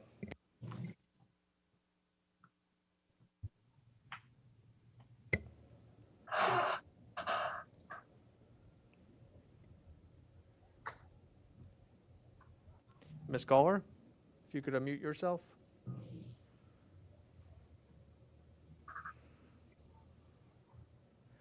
Okay, we'll come back to Ms. Galler. Our next speaker will be Jillian Hall, to be followed by Jonathan Ullman. Hi, can you hear me? Yes. Hi, my name is Jillian Hall. I'm with Food and Water Watch. I just wanted to echo what all the other commenters have been saying and to thank the commissioners who voted to recommend denial, and that I approve of the findings for denial, and I recommend that you all approve them as well. Just thank you so much for hearing our concerns and making this choice. And I encourage you to keep your decision to recommend denial to the Board of Supervisors. Thank you so much. Thank you. Our next speaker will be Jonathan Ullman, to be followed by Julie Simmons, of which I have two. Hi, can you hear me? Yes. Hi, Jonathan Ullman from the Sierra Club Los Padres chapter, Ventura and Santa Barbara counties. Yes, definitely deny this project. The findings of denial are completely accurate. And in the last 3 weeks alone, the Huntington Beach oil spill, the tanker truck igniting a eucalyptus fire in Santa Maria, the climate change supercharged Alisal fire devastating the Gavio coast, surrounding and actually penetrating the Exxon Las Flores property, the vast public resources required to defend the facility, a potential landslide, and the shutting down of the 101 for about a week demonstrates that this restart plan was a non-starter from the start. It's long past time for Exxon to dismantle its infrastructure and exit the Gaviota coast.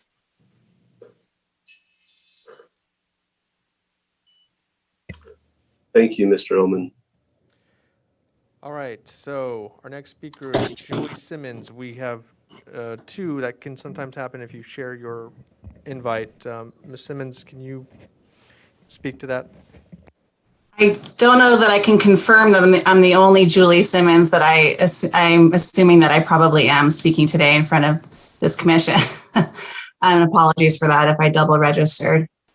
Thank you, Commissioners. Julie Teal Simmons, Senior Attorney with the Center for Biological Diversity. I just wanted to take this opportunity on behalf of our 89,000 members to briefly thank Commissioners Park, Briley, and Cooney for their leadership so far on this really important issue, and to say that we support the staff report and findings recommending denial. We also agree that the EIR has many other flaws, as we've detailed in our many comment letters the last few years, and it should not be certified.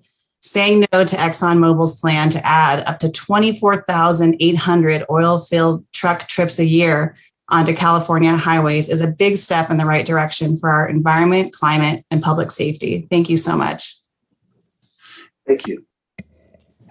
Our next speaker will be Keela McGordon, to be followed by Maritza Sullivan. Hello, my name is Kayla McGordon. I am an intern with the EDC as well as a fourth year at UCSB.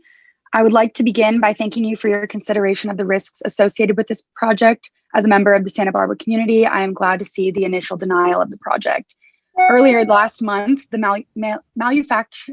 malfunctioning of a similar pipeline system in Orange County resulted in nearly 150,000 gallons of crude oil spilling into the Catalina Channel. This spill closed beaches and fisheries, as well as harmed wetland ecosystems and wildlife. Additionally, the overturning of a tanker truck in Santa Maria, resulting in a fire which spread to a nearby grove of eucalyptus trees. I suggest that these events are considered as examples of serious and imminent threats the ExxonMobil project poses to the surrounding community, environment, wildlife, and human health. Thank you. Thank you. Our next speaker will be Maritza Sullivan, to be followed by David Goller. Haku. My name is Marisa Sullivan. I'm the tribal chair for the coastal band of the Chumash Nation. The Chumash people occupy the territory that the ExxonMobil Corporation believes they have a right to drive their trucks through. And we, as the original people who come from this land, have a right to say no. I want to thank the members of the Planning Commission for arriving at the correct decision to deny this project.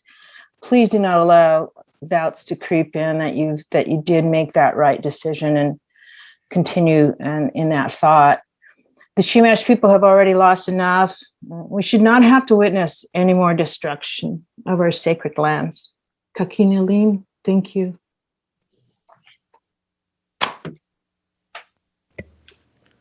Thank you. Our next speaker will be David Goller, to be followed by Mia Lopez.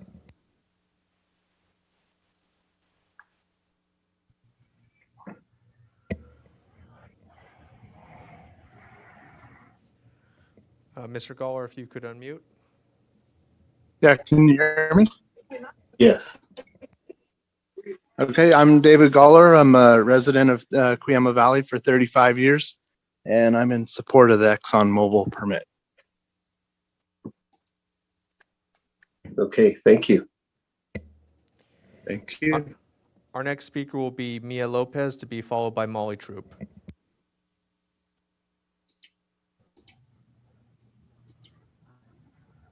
Looks like, I'm not sure where Mia went. There we go. Ms. Lopez? Yes, here I am. Sorry about that. My internet connection is not very good. Haku aku Mia Kakti. My name is Mia, and I am the vice chair of the Coastal Band of the Chumash Nation. And I just would like to thank you all for making the correct decision. As our tribal chair said, this area is very sacred to us. It's very important, and it's also a travel place of how we came to be in this area here on the coastland. And so we just would like to ask you to pressure the county to make the correct decision as well. And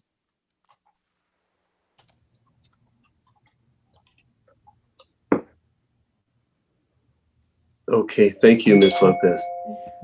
Our next speaker will be Molly Troop, to be followed by Todd Wilson. Hello, Chair Farini and Commissioners. My name is Molly Troop, and I am on behalf of Santa Barbara Channel Keeper. Thank you for recommending denial of the ExxonMobil trucking project today. Channel Keeper is in agreement with the findings for denial that have been presented today, and second many of the comments that previous speakers have been made. So thank you very much. Thank you. Our next speaker will be Todd Wilson, to be followed by Whitney Goller. Mr. Chairman and Commissioners, I followed your September 29th Planning Commission proceedings, and I support your recommendation for denial of this application. I found opposition public commenters sufficiently expert and compelling. Sierra Club, EDC, Center for Biological Diversity, City of Goleta, City of Santa Barbara, and many of the others opposition commenters. I will say that I feel disappointed that 4th and 5th District Commissioners voted to approve the project, and it's my personal opinion that they're out of step with the best interests of Santa Barbara County and the region. The recent telephone road accident and also the oil spill of the Plains Pipeline and some of the other incidents mentioned by other commenters suggest that this is not an acceptable project at this time. Highway 166 is simply not safe. Thank you. Our next speaker will be Whitney Goller, and then we'll end by going back to Bonnie Goller.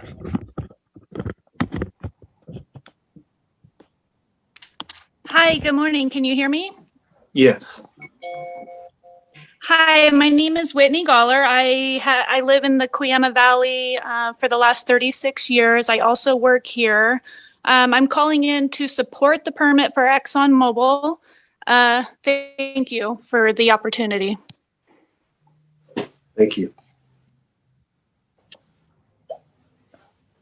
So we're going to try to go back to Bonnie Goller.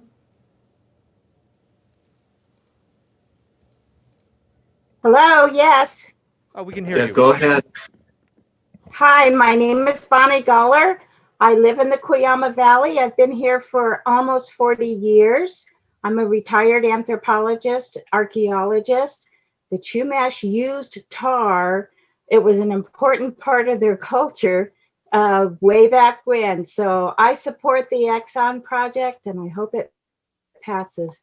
Cuyama struggles. We are economically depressed. We need every viable thing we can get. Thank you. Thank you. Ms. Goller was our last speaker, I believe. I believe I got everybody. Yeah, looks like it. If you think I missed you, feel free to raise your hand and I'll call on you.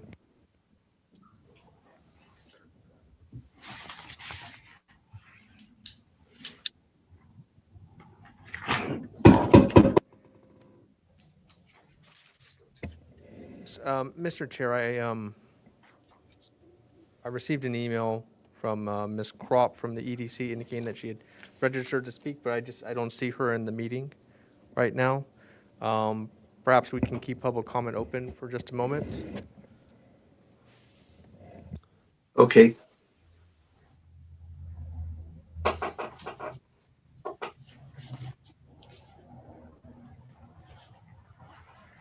I'm going to attempt to resend the invitation.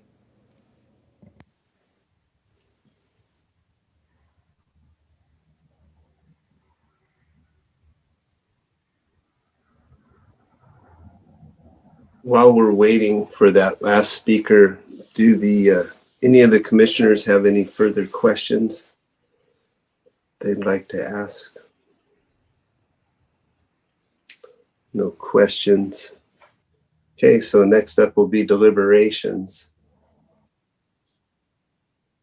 And let's go ahead and start deliberations.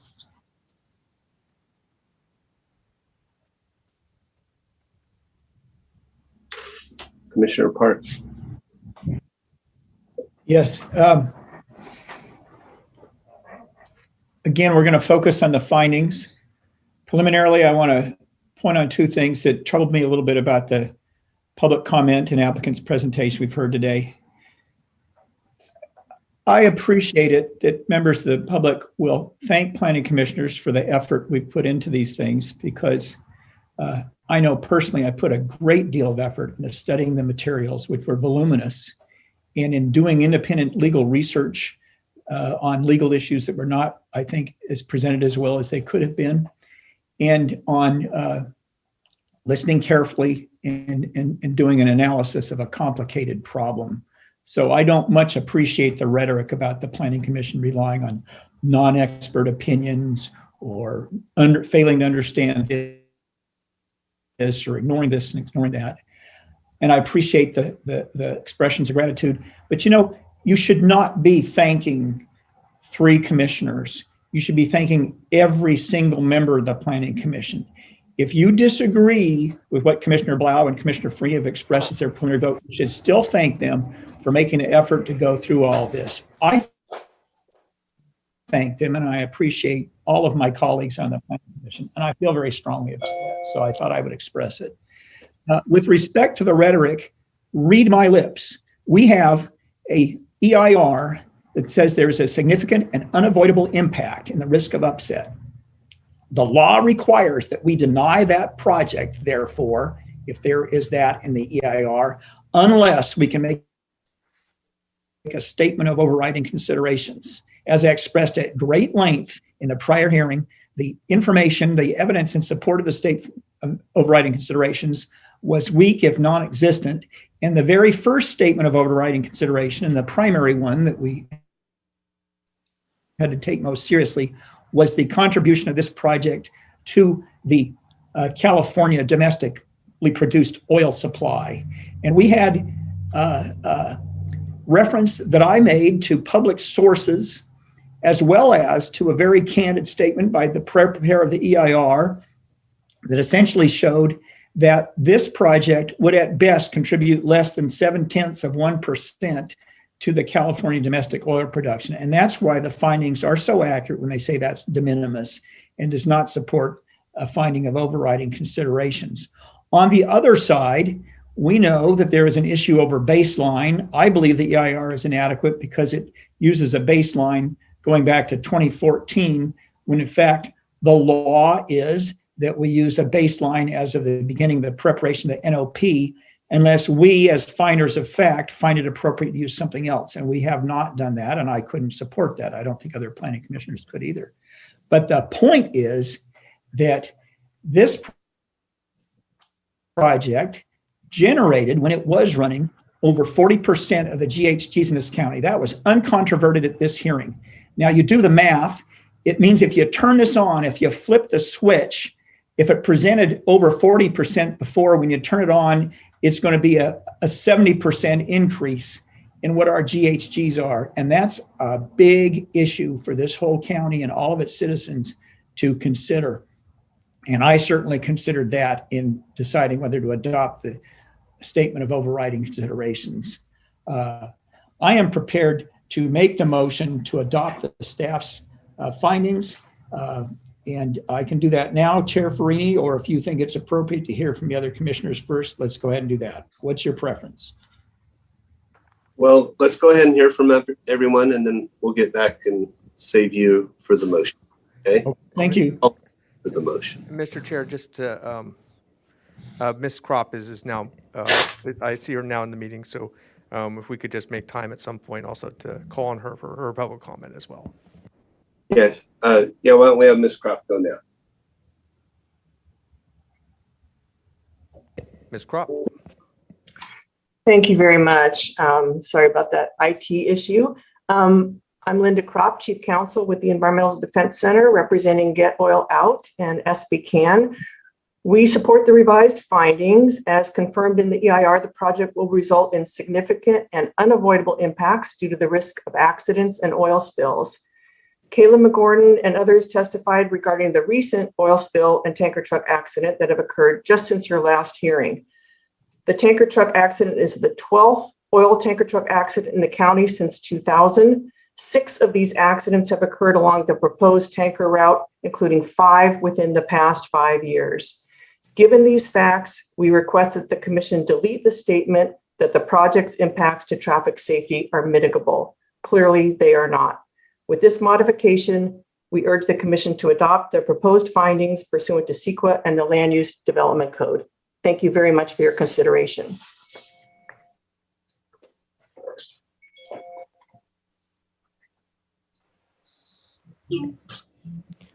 Mr. Chair, I believe now we are done with public comment. Thank you. Okay, thank you, Mr. Villalobos. And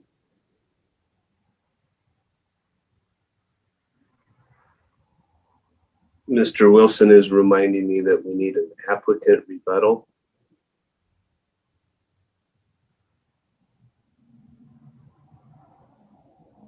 Mr. Anderson? No, I don't have anything to repeat. I'm good. Okay, thank you. Commissioner Blau? Yeah, if we're into deliberations, I'm sometimes accused of not being as environmentally sensitive as I should be. Let me assure you that's not the case. My electric bill for 3 years is like $180.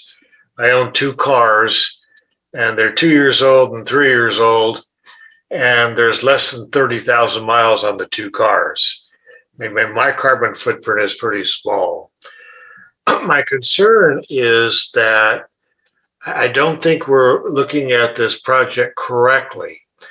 I appreciate Commissioner Parks' analysis for the CHCs, but I'm venturing to saying that by not doing this project, we're actually having a greater amount of CHCs than by having the project there. And I say that because it's not the extraction of oil that causes the pollution. What causes the pollution is the use of the oil in automobiles. And whether the oil comes from here locally or comes from Saudi Arabia, it's not the oil extraction that causes the problem, it's the use of it. However, having said that, we all know that one of the biggest sources of pollution for Santa Barbara County is the oil ships coming from Saudi Arabia that come along our coast that are burning fuel in their engines in the ships that are not, they're not diesel engines with DEF or any kind of controls. It's about the dirtiest pollution you can get. So I'm saying, you really want to be environmentally sensitive? Stop driving your cars. However, I'll also point out that the oil that's being extracted, especially from Santa Barbara County, especially from Northern California, Northern Santa Barbara County, is not used for fuel for automobiles. I think the majority of it uses is for road base, for production of concrete, for production of chemicals, for clothing and things like that. So you're not enhancing the environment by not doing extraction here. I think you're actually creating more harm. So I'm going to again be on the side of recommending that we allow the interim trucking until they can build their pipeline. Agreed. Pipeline is a much better solution than trucking. I understand that, but trucking is far superior to buying fuel from Saudi Arabia or Russia or wherever. And I'm also very concerned about the fact we're paying $1.30 a gallon more for fuel now than we were just a few months ago. And to have our president say that, we'll solve that problem by begging our foreign oil producers to produce more oil is silly. That just creates more pollution at our coastline than before we were doing that. I'm done. Thank you, Commissioner Blau.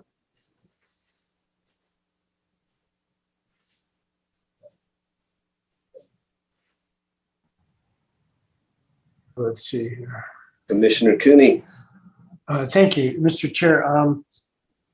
Ms. Kropp made reference to a particular finding, and I tried to locate it, but I wasn't able. Could I ask staff to point to that provision that she recommended we change from what we were presented today?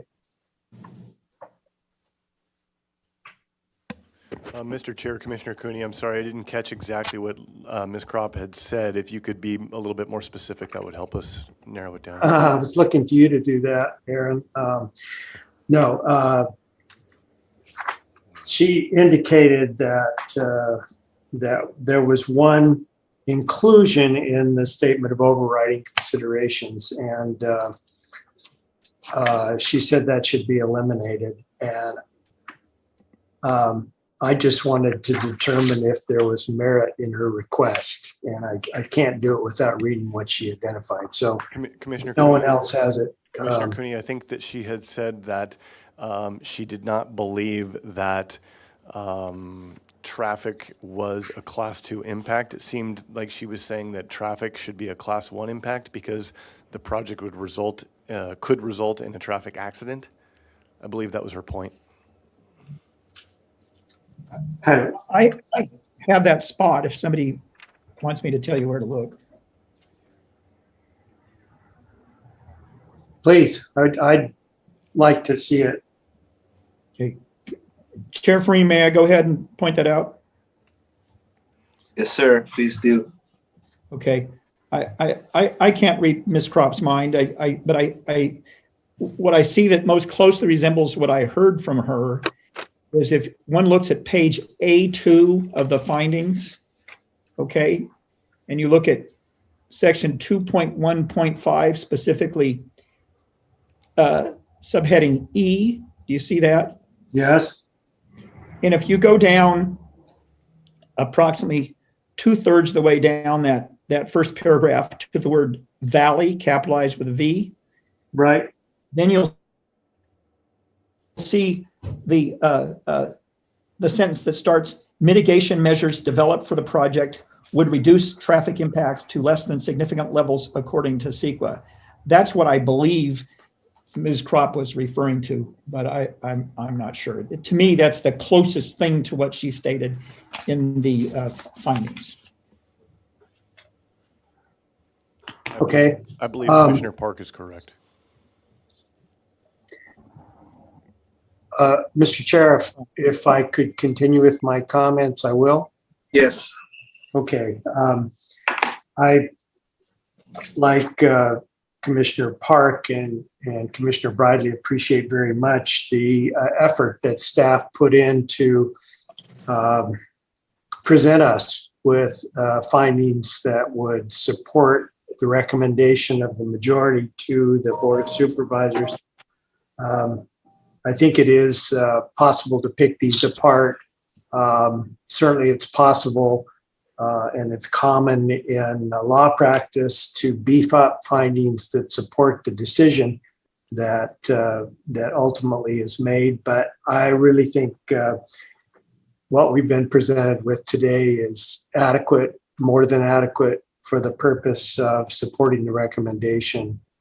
So I wouldn't recommend making any changes, and I'm prepared to support the motion.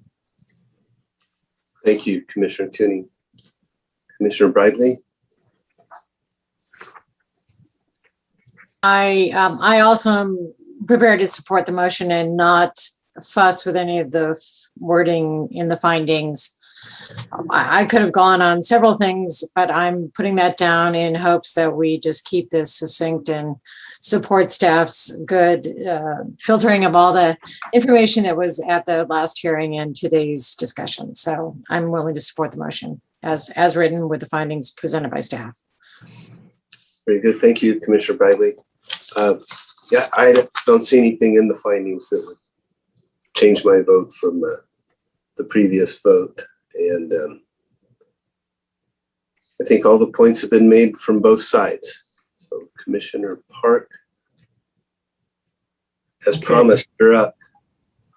Thank you. First, a clarification. I was referring to GHGs, not CHCs. And my reference to percentage of GHGs that are produced in this county related to this project does not relate to the use of the oil. It relates to the steam generator that is used at that project, which is the largest single stationary source of pollution in this county. But we've discussed all that. So let me go ahead to the motion. The motion is going to refer to the November 3, 2021 staff memorandum. And I move that we recommend that the Board of Supervisors make the findings for denial of the modified project case number 17 RVP multiple zeros 81, included as attachment A to the November 3 memorandum. 2, recommend that the Board of Supervisors determine that denial of the modified project is exempt from CEQA pursuant to CEQA guidelines section 15270A attachment B. And 3, recommend that the Board of Supervisors deny the modified project case number 17 RVP. Then there's 8 zeros. That's my motion. Thank you, Commissioner Park. Commissioner Cooney? Yes, I'll second, Mr. Chair. Thank you. Secretary Wilson? I'm sorry, but looking at that memorandum, I think there's a typo. And I just want to go on the record saying that the item number 3 should reflect the project number, which I believe is 81. I think the 81 is missing. So I just want to make sure that the motion maker and the seconder agrees that we need to make that correction to the motion. I do agree to that correction. And I saw that as well, but I thought, why not have you point it out instead of me?